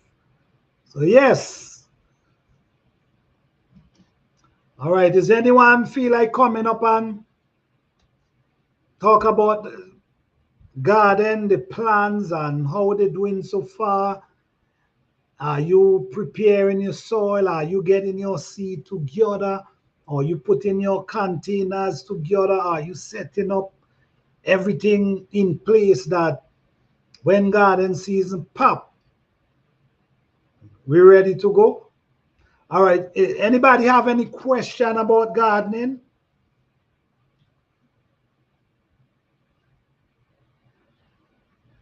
If you have any question, now is the time. If you have any question about the Herb Garden Challenge, now is the time.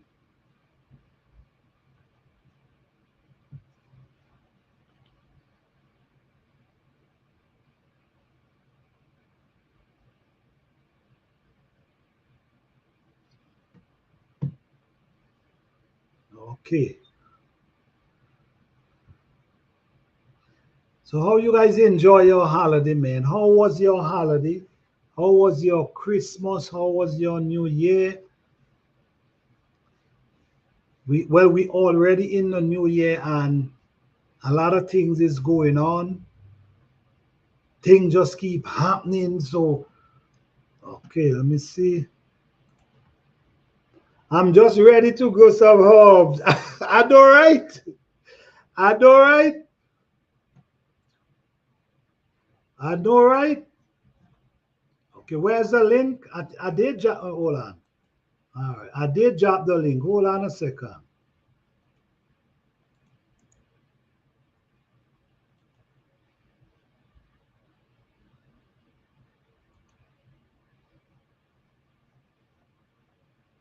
All right.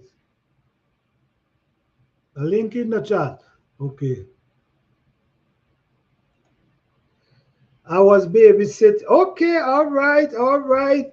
Well, all right, babysitting. That's cool. That's cool. Well, I mean, that's a good time to basically spend time with the family. So, but I know you have fun. I know you have fun. I know you have fun. So blessed. Oh, GT, what's going on, man? Not much, not much. Yeah, I'm excited about this herb challenge. I already got my 12 pack already, so Okay. I'm just looking to find the herbs that are just gonna be, you know, amazing. So I got the book. So I've been picking up the book only once a week though. Oh, So just picking it up, paying, just looking at different things about it. So yeah, I'm trying to get more than what I have right now because I have my own herbs, but I want to grow some that are different. Yeah. Okay, okay. Well, you wouldn't lose.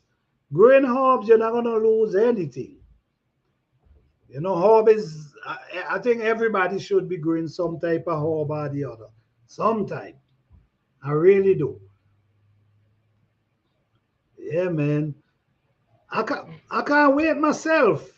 But I already set herb seeds already. But I still want to set some on that day because I just try to be involved. Try to be involved. I try to do videos that could help people with seedlings. Sometimes your seedlings struggling. I try to do them type of video to encourage to help people along the way. So I try to be fully involved. But I can't wait, man. I cannot wait. Yeah, my holiday season was pretty good. My son, he got everything that he wanted. He got a lot of things that he wanted for the holidays, so he was happy about that. And even on New Year's, things were still coming in the mail, so he was excited. I was excited. My wife was excited, so that was good. Got to spend time with family during that period, so it worked out pretty good. And last Monday, the first was my last Monday off, so I'll be back to 7 days. So it feels real good to, you know, to spend time with them. Yeah.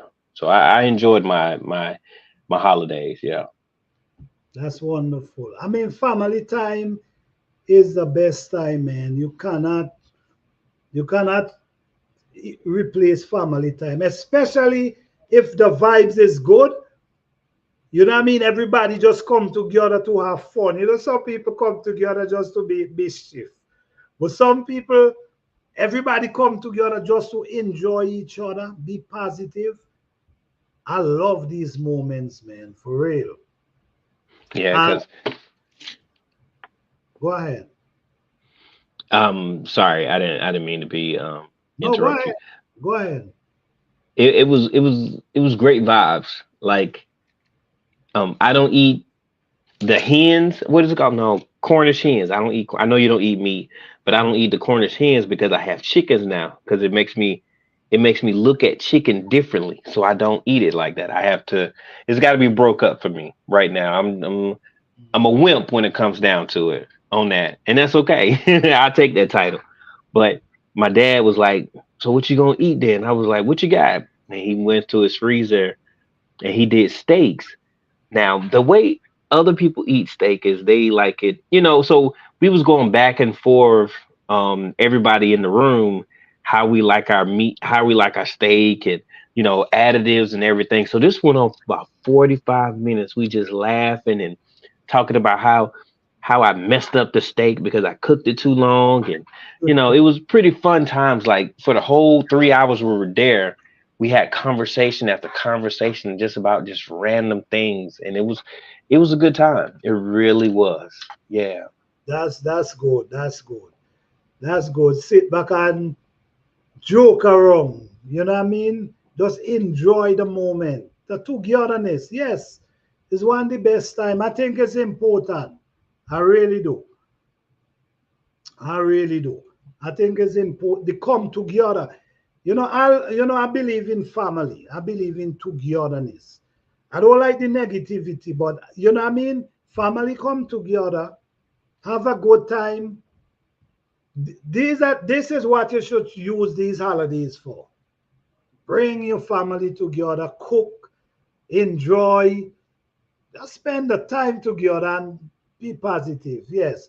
So I'm happy that you guys had a wonderful holiday. I had an awesome holiday myself. Glad you guys did. Wonderful.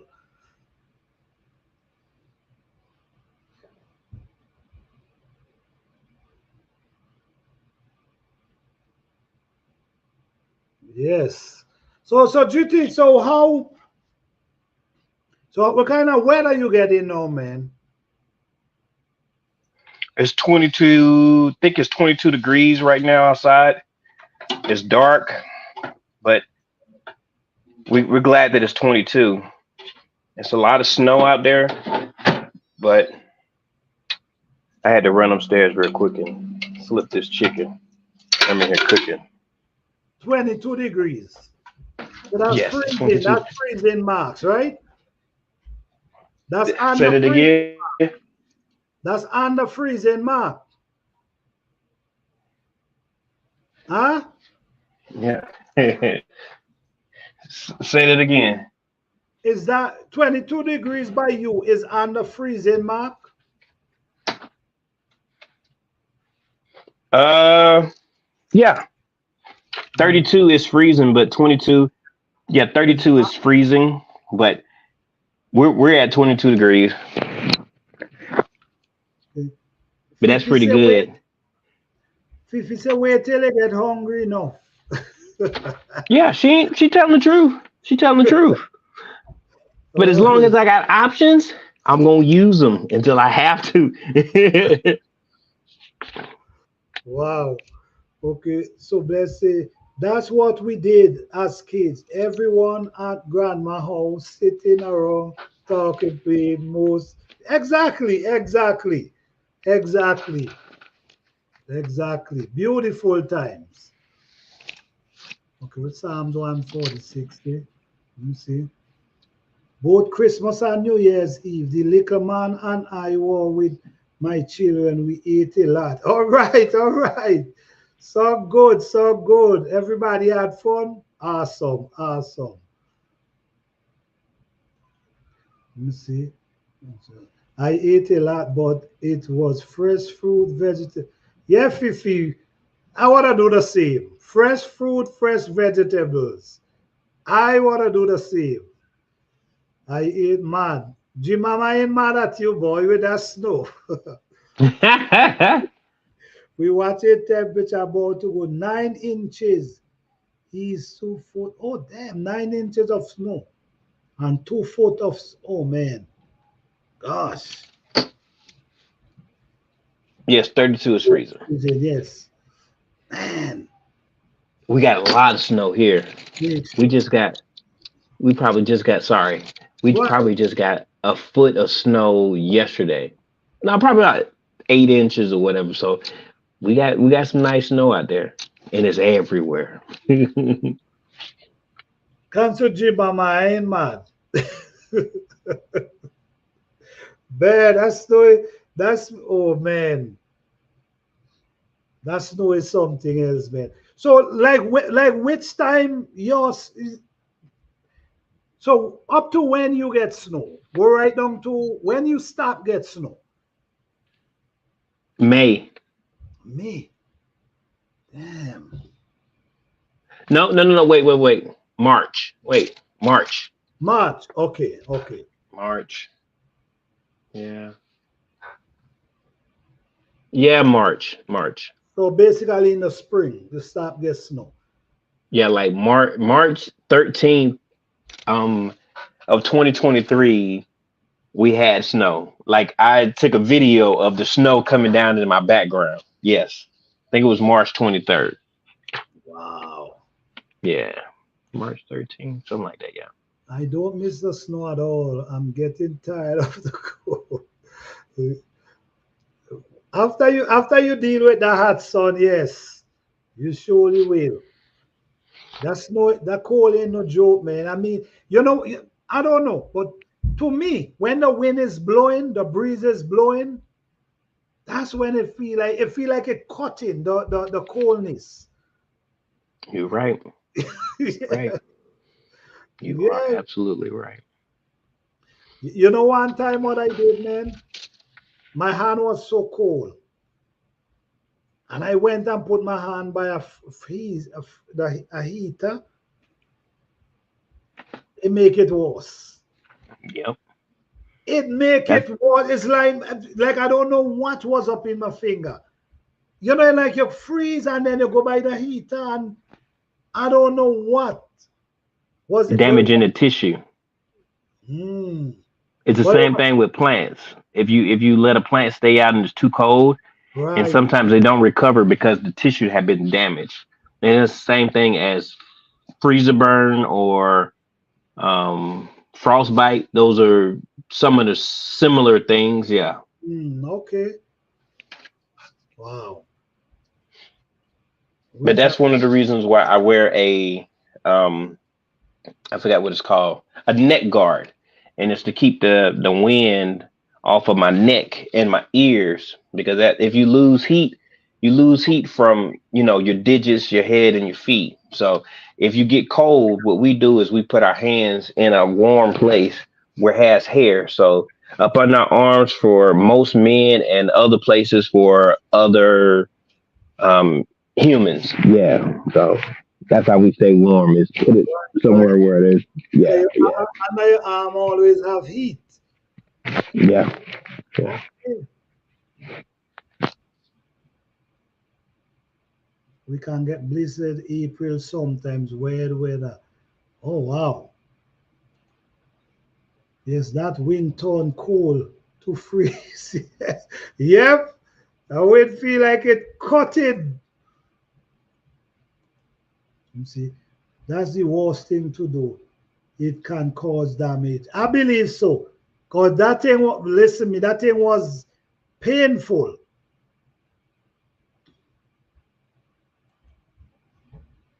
It can cause nerve damage too. Oh, wow. Wow. Other humans. I was trying to be, how you try to say stuff, but you don't want to be offensive. But Yeah. yeah. Mm. She just ready to go back to the island. I hear you. I hear you.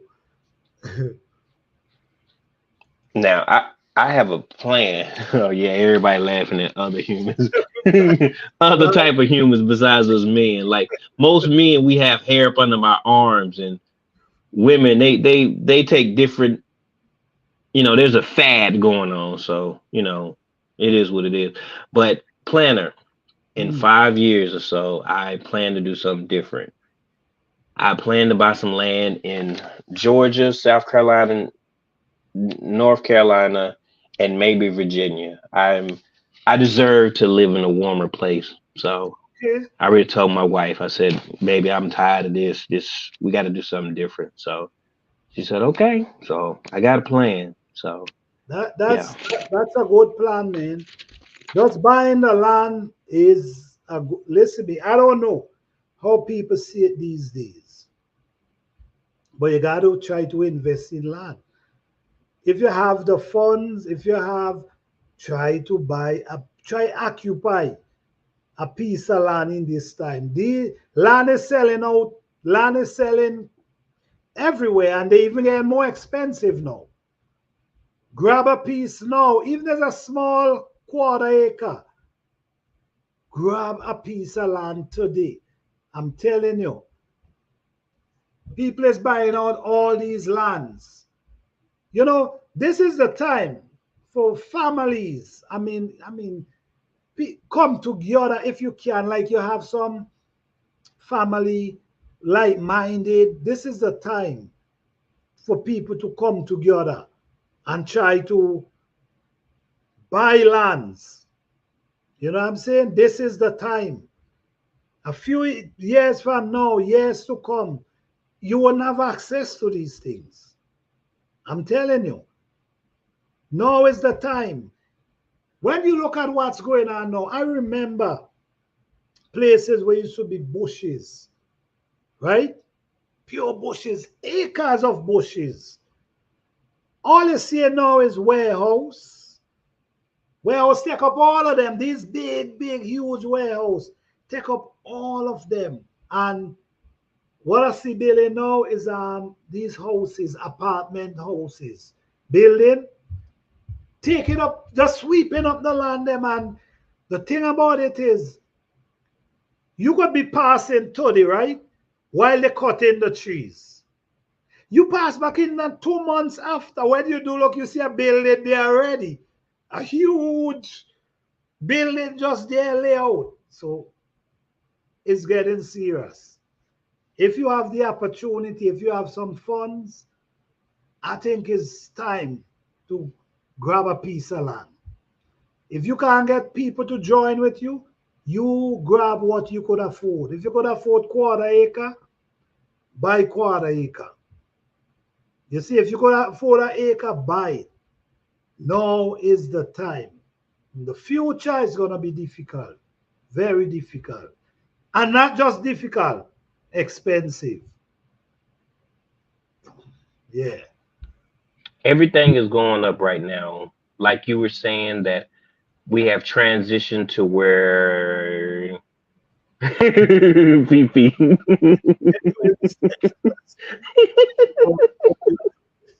You're right, PP.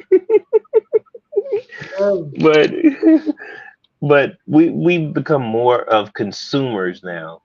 That's the basis of prices rising as well, inflation, the way it's hitting, the way warehouses are replacing some of the forestry that used to be present, 20 years ago, is because we purchase more now. So we have to get back to, the way things used to be. So once we get back there, then things will start to balance out a little bit more. But right now we're in that wave where we're spending and spending and spending. We're not trying to own a lot. And that's why they're able to build all of these condominiums and apartments and stuff, is because people aren't influenced or inspired to own. yep. I don't know if you notice how the cities start to expand. The city them start to expand. They start to expand now, the cities, if you notice. Well, maybe not every cities, but there's city who are naturally expanding. So places where this area was just a city. No, buildings, apartment buildings, all these things coming. So now they're pushing you outwards. They're pushing people outwards. So now if you want to buy land, you got to go more out in them other areas because the land around the city is hard to get right now. So now is the time, guys. Now is the time. Don't wait till it's too late. I agree with that. All right. My neighborhood was built on old farmland and they won't stop developing. All right. You see what I'm saying? That's facts. All right. You see what I'm saying? It's happening. And by the end of this year, guys, I know you all see it, but by the end of this year, I think it's going to be a rapid change, man. I think so. That is self-sufficiency is going to be so important for us now. It will be how to get out of the rat race of walking on it. People can't afford to. All right, okay. All right, man. You said it right there.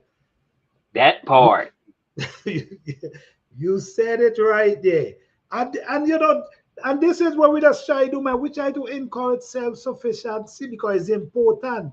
And the more we encourage that, the more people do it, it's gonna be even better for us. You see, if you are around your neighborhood and everybody in your neighborhood is growing their own food, you know the benefit come from that. No, you ain't got to worry about someone taking your food. You see what I'm saying? You ain't got to worry about someone climbing over your fence to take your food.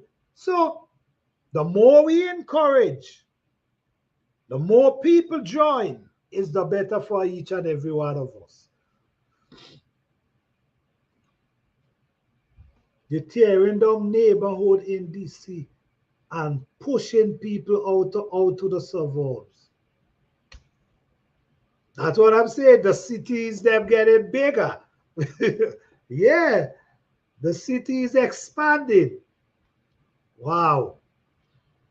That's what I'm saying. You see, if you see, and this is the thing now, if you did say you did invest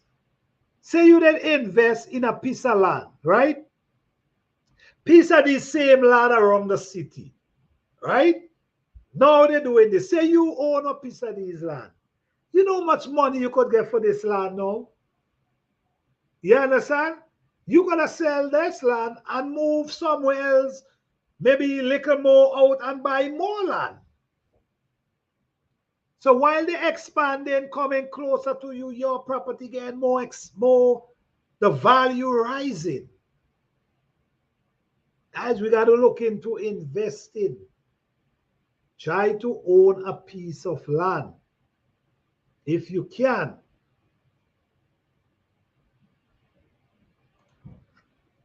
That's why we have to set ourselves up now for all the retirement.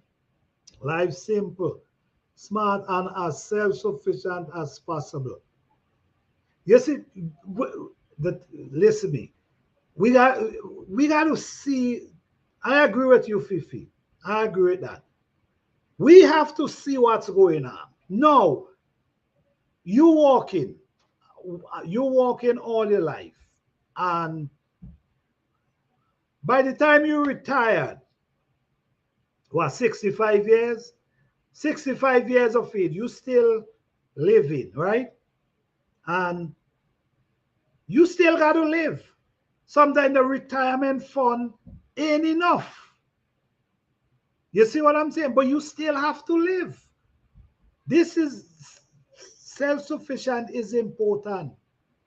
Even you're not 100%, but you at least 20% self-sufficient is better than none at all. Because you got to prepare yourself for when you get older. You know what I mean? You got to prepare yourself. Because when you get older, the thing is where we got to understand. When you got children and you get older, your children have their own life. There is so much they could do for you. You see what I'm saying? Number one, even they might want to do for you.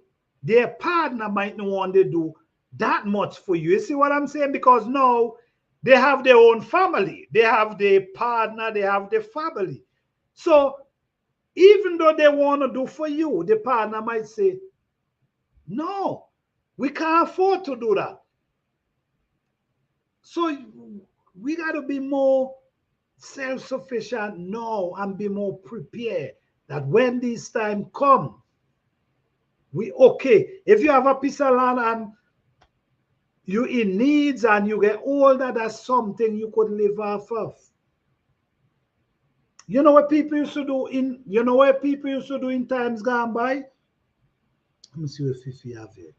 I don't understand why 70 years old is yes, all right, okay. So these are things we're supposed to look at and observe. 70 years, I mean, come on. 70 years of age and still really going out there and work, come on. So you have no time to sit down and relax and say, all right, well, I work hard now, let me relax. No, you still got to work. These things could help you. Buy a piece of land. You're 20 years of age and buy a piece of land at 20 years of age. Do you understand the value of this land when you're 40 years old? You know, the young people, the young people, we got to, oh man, it's so sad. But could you imagine you buy a piece of land when you're 20 years of age? You buy an acre of land, 20 years of age. When you're 40 years, how much this piece of land value? I mean, think about it. Think about it, guys. Especially since they keep raising, so oh my gosh, you said it. This is unbelievable for real, but this is how it is. That's why while you're living, while you're growing, while you're walking, you have to come up with different plan. You got to have backup plan. You cannot just depend. You got to have backup plan that when you get older, you could it's your job to make sure at retirement age you able to retire early. It's your job to make sure you ain't got to work till you're 70. You see what I'm saying? Put things in place. Don't just depend on your job. If you have a job, the thing is, many people have a job and the job paying them nice, the job making them comfortable. But one thing they're not doing, they're not investing. Invest. Don't just enjoy the check you get in. Use it and invest. So in case the boss tell you one day, I don't need you no more, you had an investment. You had something you could fall back to. You have to invest. Okay, don't punch anyone time clock, but hobby will be retired 60. We have set up that way. It's self-sufficient. Yes, you have to decide. That should be your decision. Your decision is I'm going to work and do things a certain way that when I'm a certain age, I'm relaxing. This is relaxing time. We got to work on that. You see what I'm saying? If you not do that, you're going to end up 70 and still doing full-time job. I mean, at 70 years, you should just be doing a couple hours just to keep your bones going. You know what I mean? Not to full-time. But this is how it is, man. I've been explaining these investments to my children and how it's important to set themselves up the right way. That's good. Speak to your children. You're supposed to. They don't learn about investment in school. And then we blame the teacher. Okay, well, they don't teach them. You teach them. You see, you teach them. If they're not getting it in school, then you teach it. You tell them how important it is to invest. As kids, the best time for invest.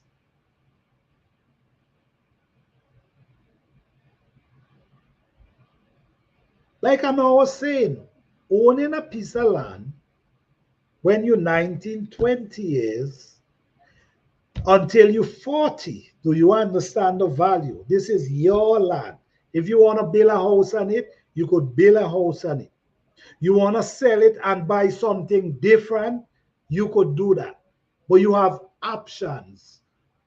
You're supposed to set up yourself with options, not, okay, it is what it is. No, it's supposed to be options.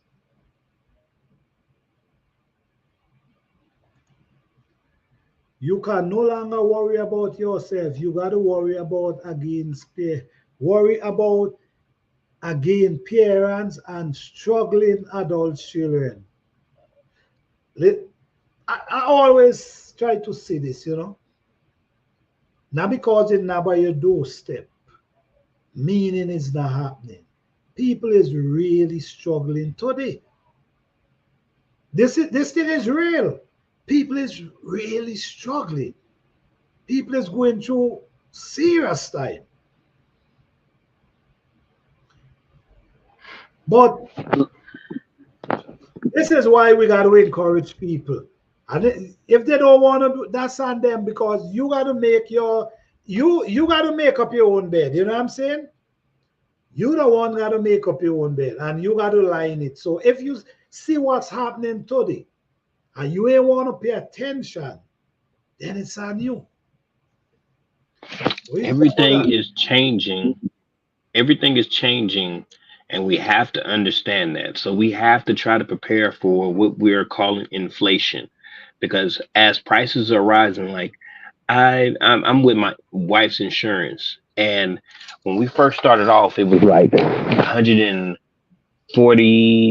every 2 weeks, and now it's at 191. That's a $31 gap that it went up. And the same thing with the trash. The trash went up. It was $91 for 2 trash cans for 3 months, and now it was something, and now it's 91. I just paid a bill. But when my wife told me, I said, well, why? Are they doing something more with the trash or something? We don't have recycling. So what is it? So the prices are going up more and more, and we're not being prepared for it. That's why I gave myself at least 5 years. 5 years, I should have enough intellect. That's the one thing that's, like Fifi was saying, oh, I teach my kids. I haven't taught my kid much when it comes down to investing because I don't know much. So Okay, got you. it's kind of hard to, it just like with certain things, like certain people teach their kids certain things because that's their upbringing. Like you could teach your kids if you have kids, planter, about the life of planting your own food, growing up in the islands, all of these things because you have Right, experience. right. But it's hard for me to invest or teach my kid about investing when I don't know much about it. I don't understand fully the stock market. I don't understand it. I've invested in it, but it just seems things that I can't see, that I don't understand the tangible value for it. It's hard for me to quant. It's hard for me to put it into words to where I'm secure in saying it. So it's going to take a little bit more effort for me to learn things about how to buy land, what I should be looking for, and then I can start teaching him about it, and then I can also buy. That's why I said 5 years. 5 years that'll give me enough time to, because by the end of this year, I might most likely I'm going to have the funds to buy, a quarter acre in all of Right, these states. right. So it's just a progression that I'm trying to get myself to, and I want to be able to take the route that Fifi is doing and teach my kids so they understand the value. It's very important. This is what I'm telling you about buying land for 19 and at when you're 40. You know what I'm saying? Because I know about these things. But people buying land, 19, they now come out of school, ain't even go college yet, but they owning their own land. But what you can do, while the whole process with you doing it, is involve your kids with the process, with the looking, with the buying, with the rent. Just let them get the whole process. So while you learning, they learning as well. So you ain't gonna have to teach them. You see what I'm saying? They learning the same time while you learning. So at the end of the project, at the end of it all, you all have that knowledge, that information done pack already. You see what I'm saying? So involve. Why you calling the people? Involve them. Let it be there hearing the conversation, hearing what the real estate is saying to you. So Okay. everybody learning at the same time. Instead of you learn, then you bring, you know what I'm saying? Yes, you might learn things that you have to bring to them, but if you involve everybody in the project while listening, while making calls, while how much money you got to make for the down payment, while the closing, how much money for the closing, let them all involve in that. Then your job become easier with teaching. Less work for you.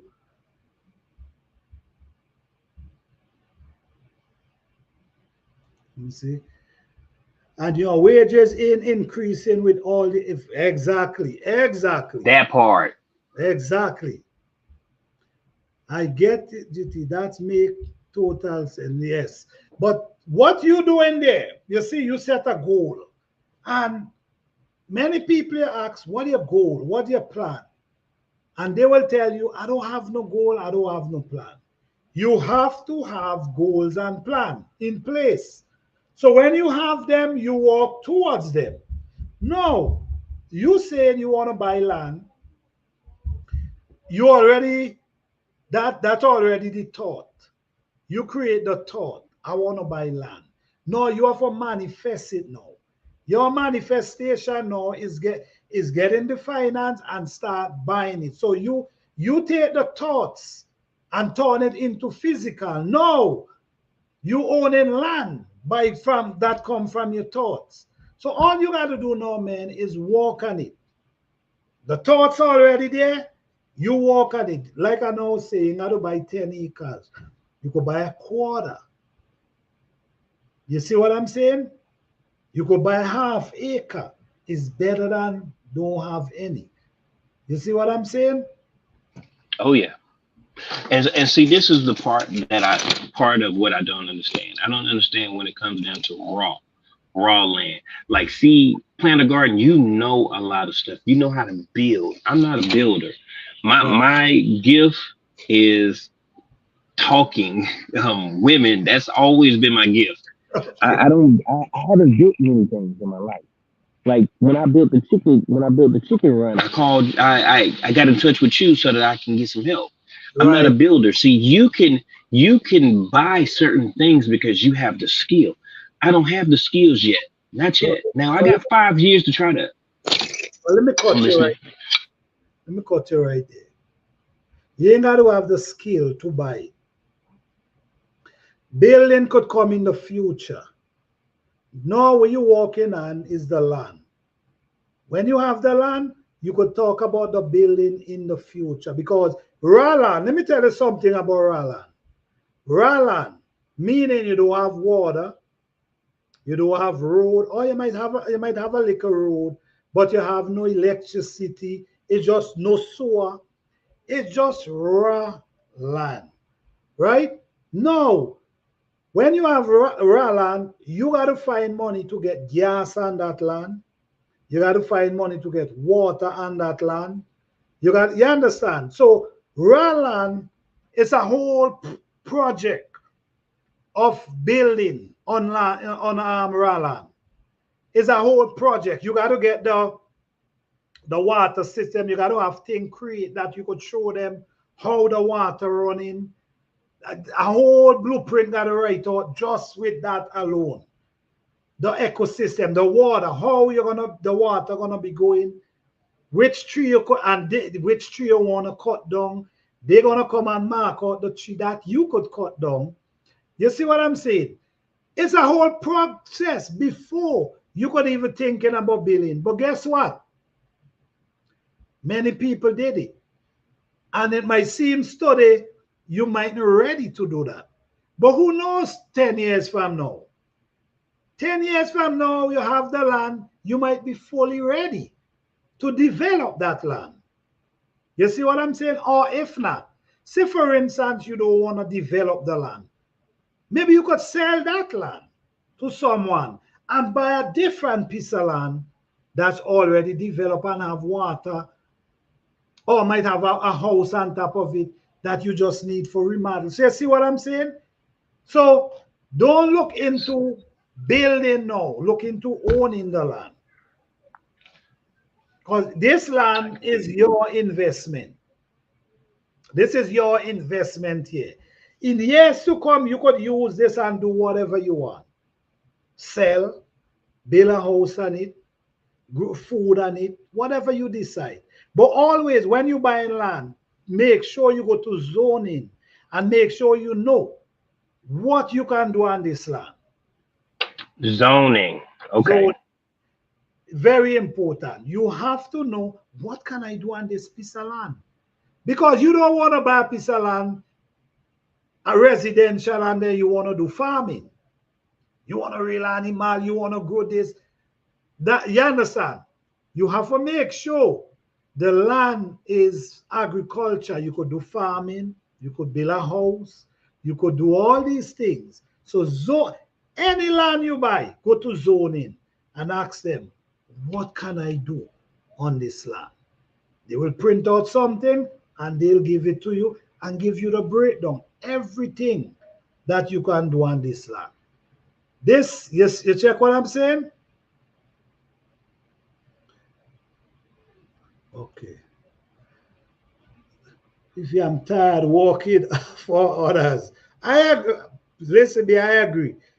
So you, since that's the thought is I'm tired.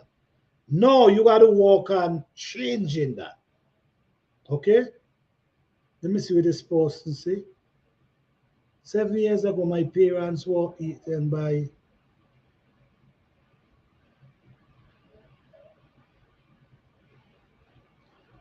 Okay, I don't know what that is. Anybody could explain that because I don't know what that is. Hey, thank you, Fifi. Yes, yes. Zoning is a lot you need to know when buying land. And Yes. it's easy to find out. You just got to know where. Because if you go to they're going to tell you.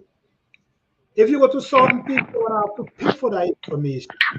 You understand? But you also got to get it for free. Zoning is a place that will tell you if you could build a church on the land, if you could build a daycare, if you understand, if you could build a supermarket.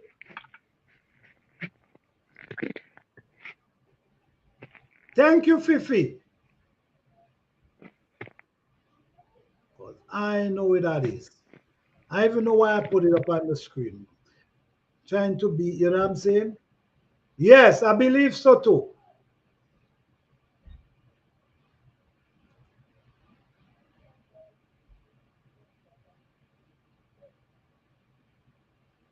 Right. You know, so it's a lot of information you got to gather when doing things. If you wanna be on the right track, because you could make a lot of mistake too. Just doing things without knowing, you could make a lot of mistake. Yeah, and that's what the part I was talking about when I was saying that I don't know a lot about land, but I know that it's something that you probably need to acquire. I'm getting at an age where I don't want to be doing all that stuff. Now I cut down a couple of trees.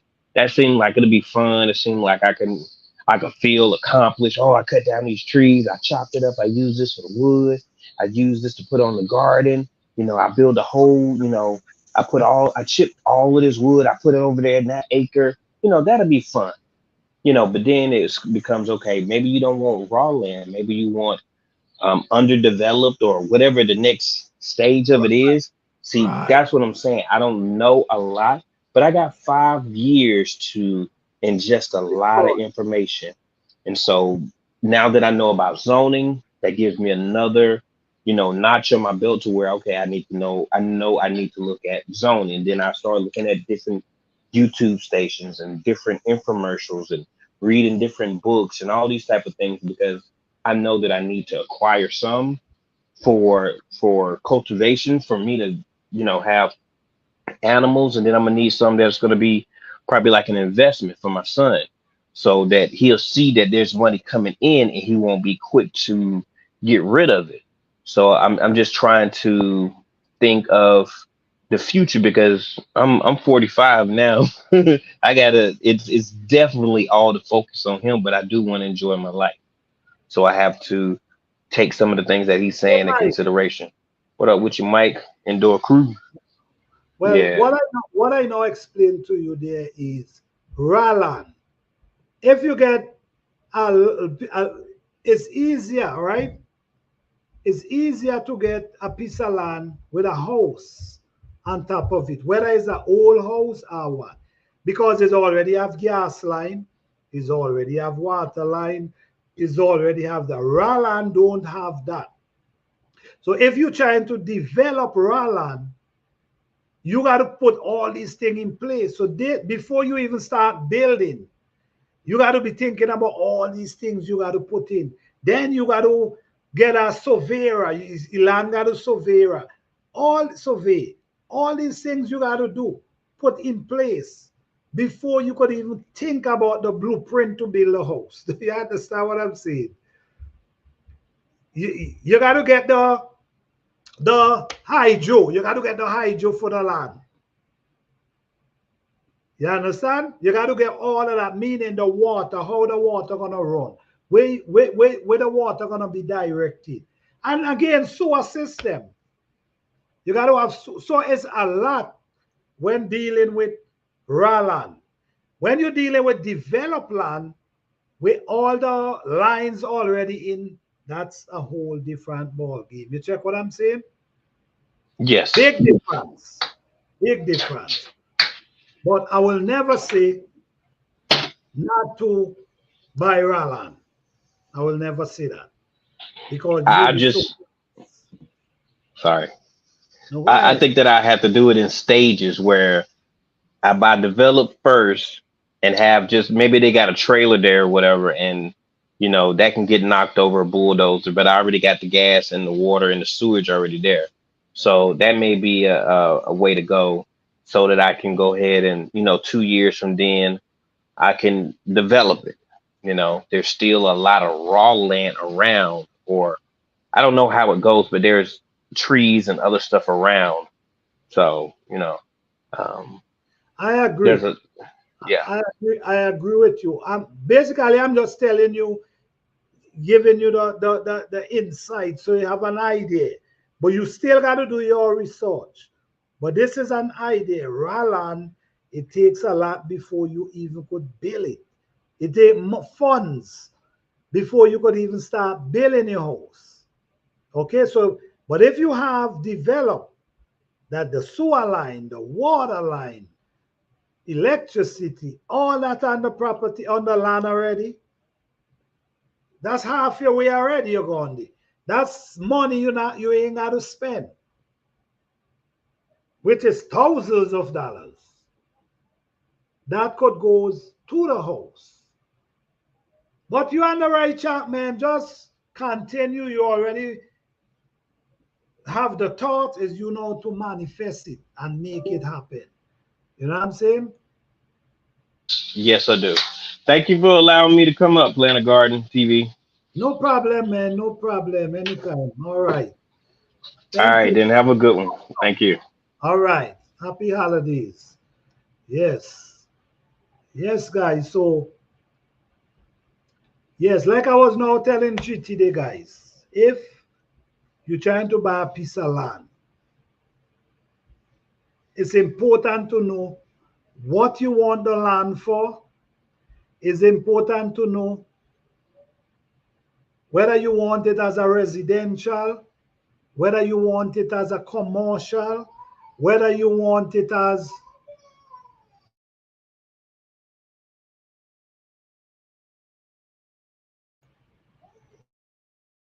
give me 1 second, guys.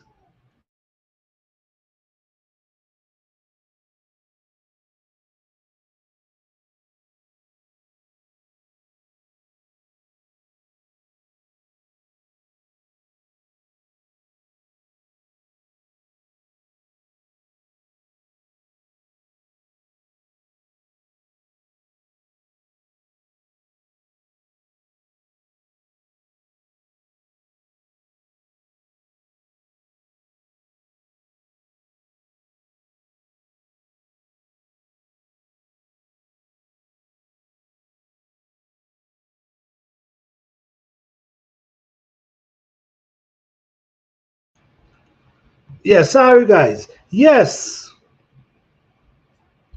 yes. It's important to know these things, because if you know these things, then you don't have too much problem. You don't have regrets because you already know what you want. You already know what you're going and buy, and you already. If you don't know, you got to ask question. If you want to buy farmland, you got to make sure it's farmland. Zoning is farmland, not residential, because you would not able to do farming on that land. Some places you can change the zoning. You could change it from residential to commercial. Some places, but not every place. So these are things you got to know. And GT man, good to hear you say that, man. You're trying to invest. That's a smart thing, man. Just you ain't got to go big one time. Just as you say, quarter acre day, quarter acre day.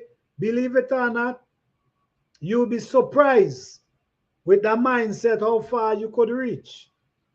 And just in it, let every you have children, while you're doing the process, let them involve them. So they're learning with you. Because if you ain't teach them, someone else gonna teach them and they might have to pay. This information is valuable. When you and your children have this information is gonna be good for you, because no, it make it easier for you. No, you could put your child to go and purchase a land for you because they already know the process without you got to worry. So the information is important, and we should always try to involve the kids.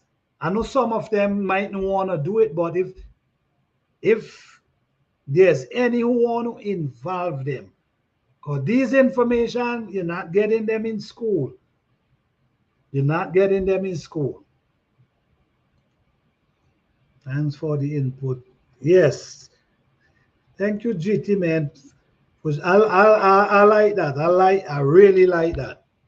I thank you all for sharing your experience and determination on behalf of self-sufficient. Yep.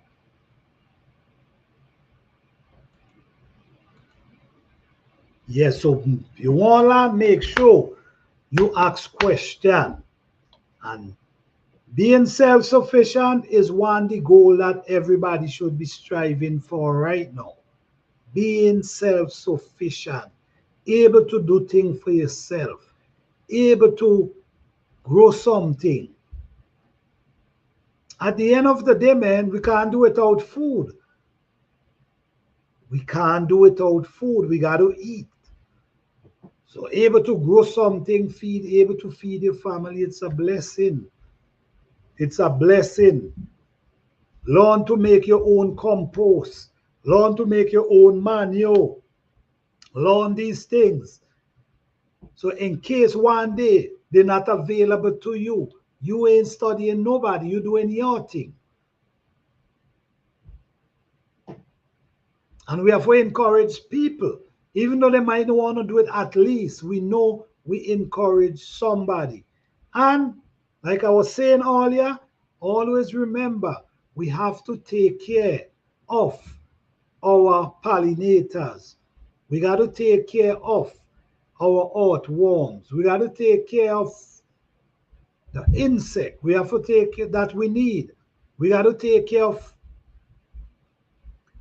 the soil, the plants, our environment is important. The more we do that, the more things get better for you, the more fresh air we breathe. You know, well, I remember, right? I remember in school, they used to always tell you, we used to talk about soil erosion.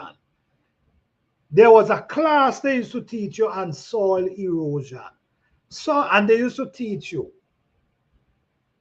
when we cutting down by cutting down all these trees, right?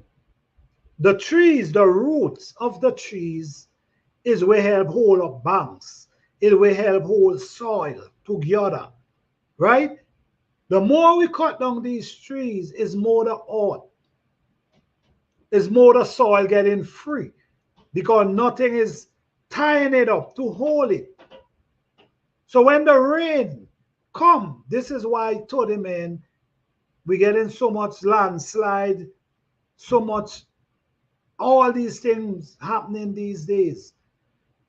A lot of soil erosion going on with these, a lot of trees that getting, yes, we got to build houses, we got to build this, but it's also not good for the environment. We also need the trees that we can get oxygen, that we can breathe. So it's a lot going on, man. It's a lot going on. We just got to try our best.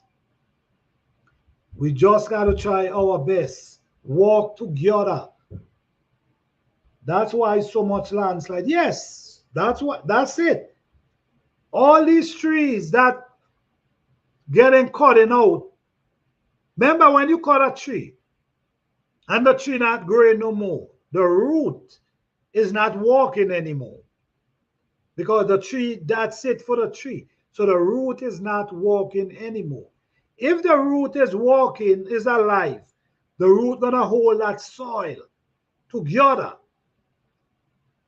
But if the root is not holding the soil and the rain come, this is how we get in landslide, stuff washing away, people house washing away, bank washing away.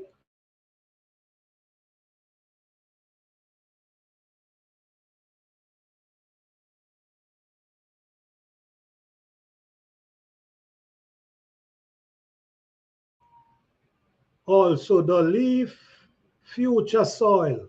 All right, all right, all right.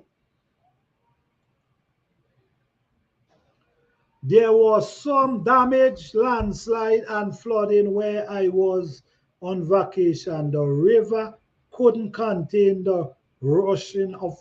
That's the next thing again. The water tumbling out, rushing out of the mountain, and all the same thing. These trees. So the water becoming more heavier, pushing down even more. Water rushing up on the banks them.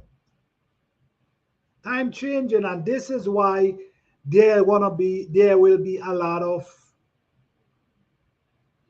earthquake and landslide. It happened, but it happening already. Did you all see the stuff that happened in this country the other day, a couple days ago? That's true, Mike. That's true. You get rid of the trees, you lose mulch. That's true. That is true. It's important. So all we got to do, man, is work together and do as little as we can. Everyone cannot do.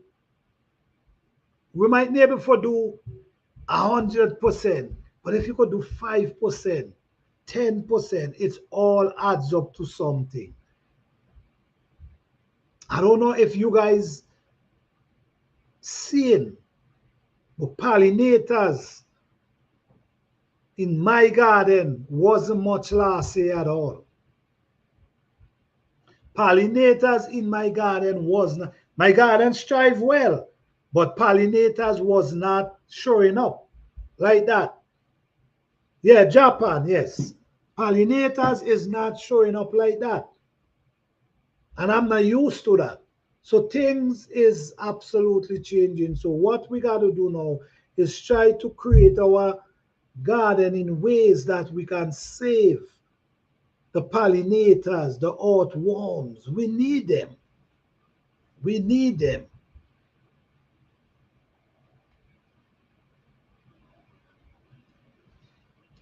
Is there anyone have, this is garden season coming up, guys. Anyone have any question about gardening?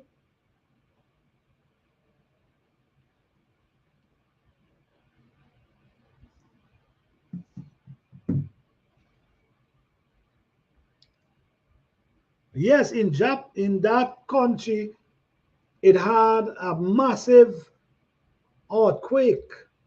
Massive earthquake. And the way thing is, man, you listen to me.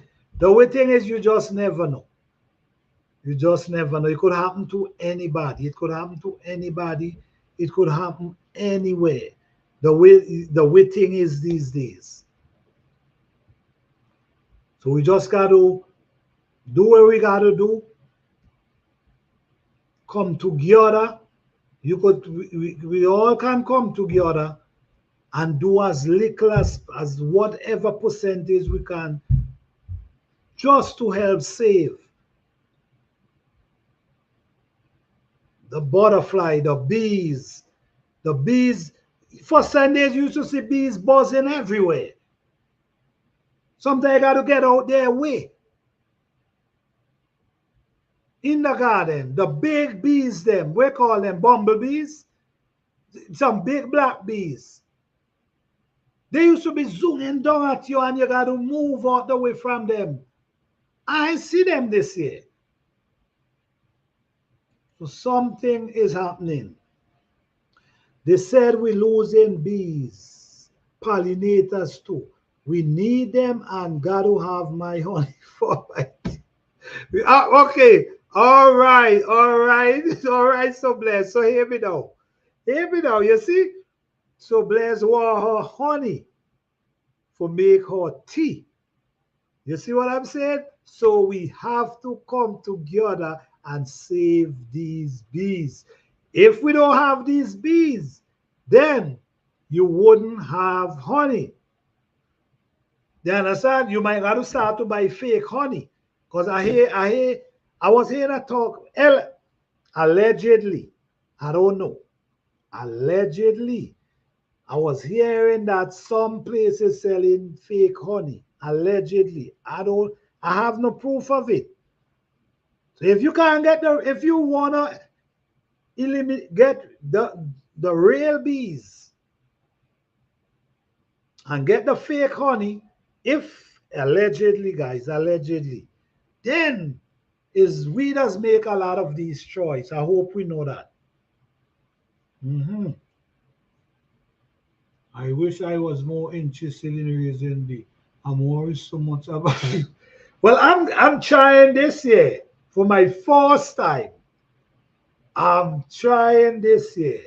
Never did it before, but I'm trying because I need to save some bees and I need pollinators as well. So I'm gonna be trying for my first time this year. Without bees, we starve. Mike, this need to be preached more because I don't think people understand. I don't think people understand the benefit of bees. I don't think people, I think we just look at bees flying around and they sting you and they are honey. I don't think we understand. We need bees.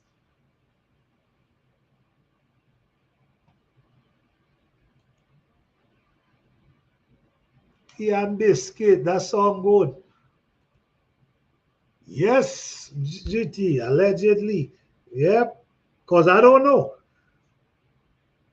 Look at label. If they don't say 100%, okay, all right. Okay, you guys see what Mike say, right? All right. If it didn't say 100%, okay. All right. The pollinators is part of the reason why I'll be planting very specific flowers and herbs in front of my church. Okay. All right. That's it. That's it. We have to think about the pollinators. We have to. We have to make sure we take care of them. Like Mike said, if we don't take care of them, we could starve. You see what I'm saying? All right.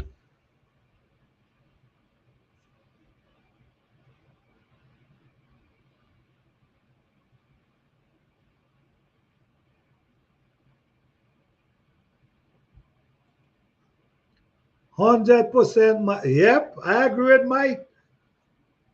Same time, I'm planting huge flowers bed for wife in spring. All right, all right. Song good. Song in good. Can't wait to see. All right.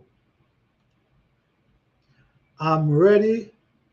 Put my order in for honey planter. Don't forget. All right. Yes, I'm definitely growing some. I already went by the place already. I already have my box. I already have my box already. So it's just for me to get the bees and place them in the box. And I got to get and I got to get the thing for go over my head as well. But yes, that's serious. I wouldn't forget. I wouldn't forget.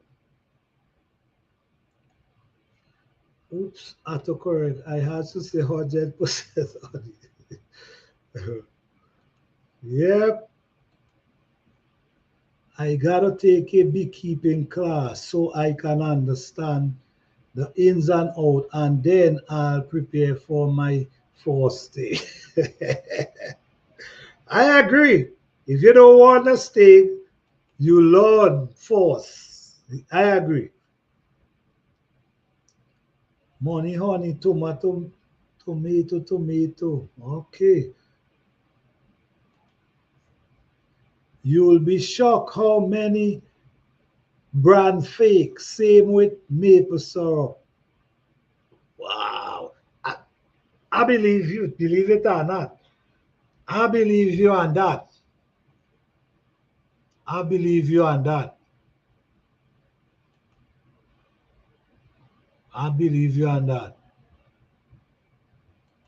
Beekeeping is cool. Yes, I'm gonna try my first year. See how it work out for me. But yes, this is the thing.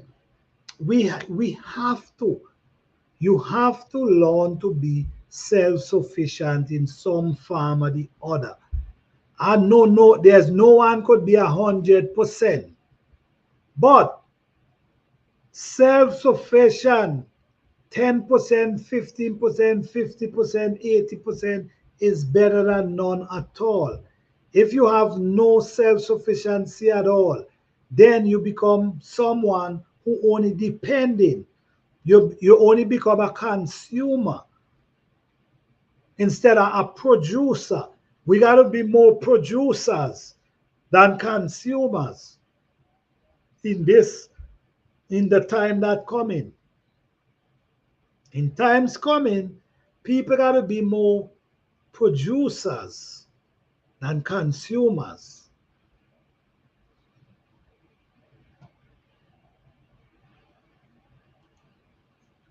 Make sure you have your beekeeping suit. Oh yes, I I don't mind one or two stick, but you don't want the beehive hold on you.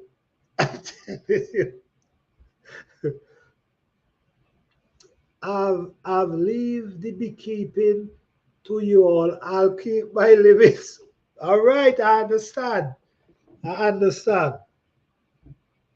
That's the thing. Not everybody gonna do it. So everybody got to play their part, their simple part of trying for keep our pollinators in wherever city you at, wherever you pay your 5% part in trying to save them and keep them around. It's gonna means a lot.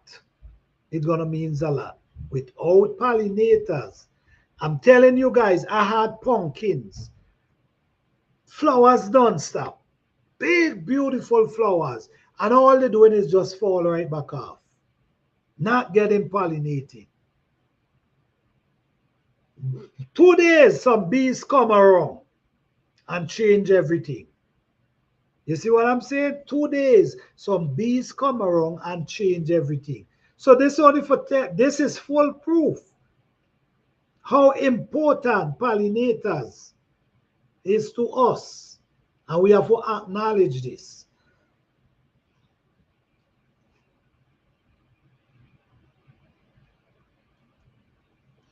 One or two flying around, I can ignore. If I see a whole box of them, I know I'm in the wrong place. I understand. I understand. Hey guys, don't forget to give the video a thumbs up, all right? Thank you guys. Appreciate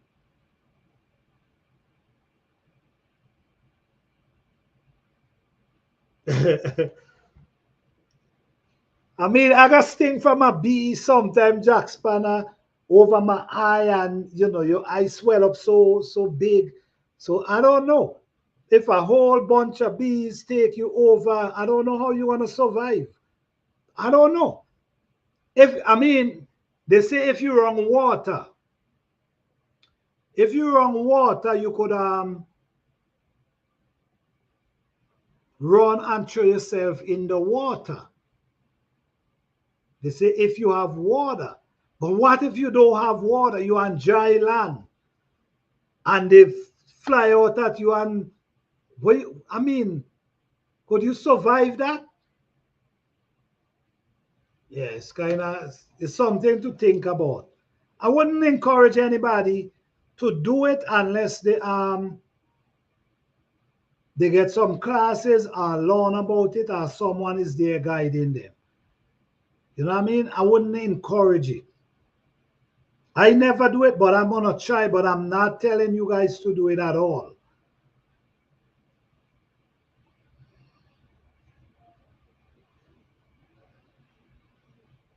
But we do need them. And we got to do whatever it takes to try keep them from decreasing. We got to give them the environment to increase, not decrease.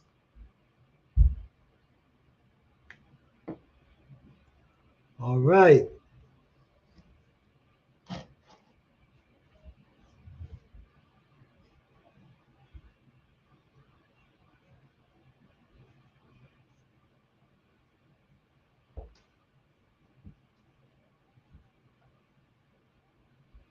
All right, guys.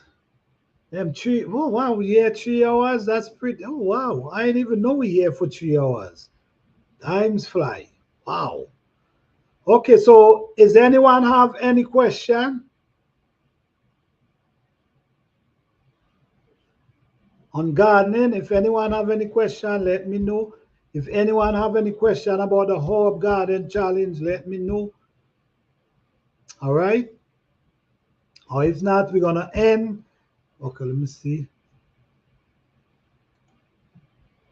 We having so much. Oh yes, it was really fun. I ain't gonna lie.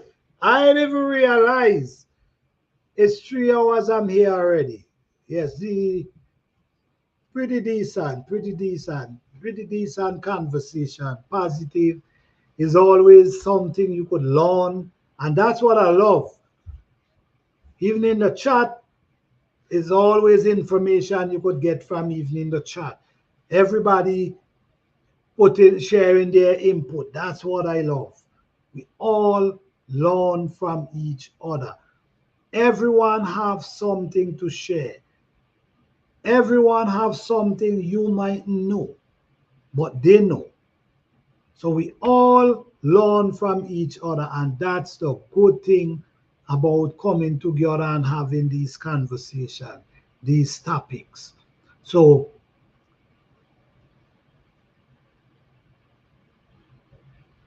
yes, so I just want to thank everyone for coming through. Thank you, Fifi. Thank you, motivated to homestead. Thank you, so blessed. Thank you, Mike. Thank you, GT, for coming up. Appreciate the input. Thank you, Psalms 146.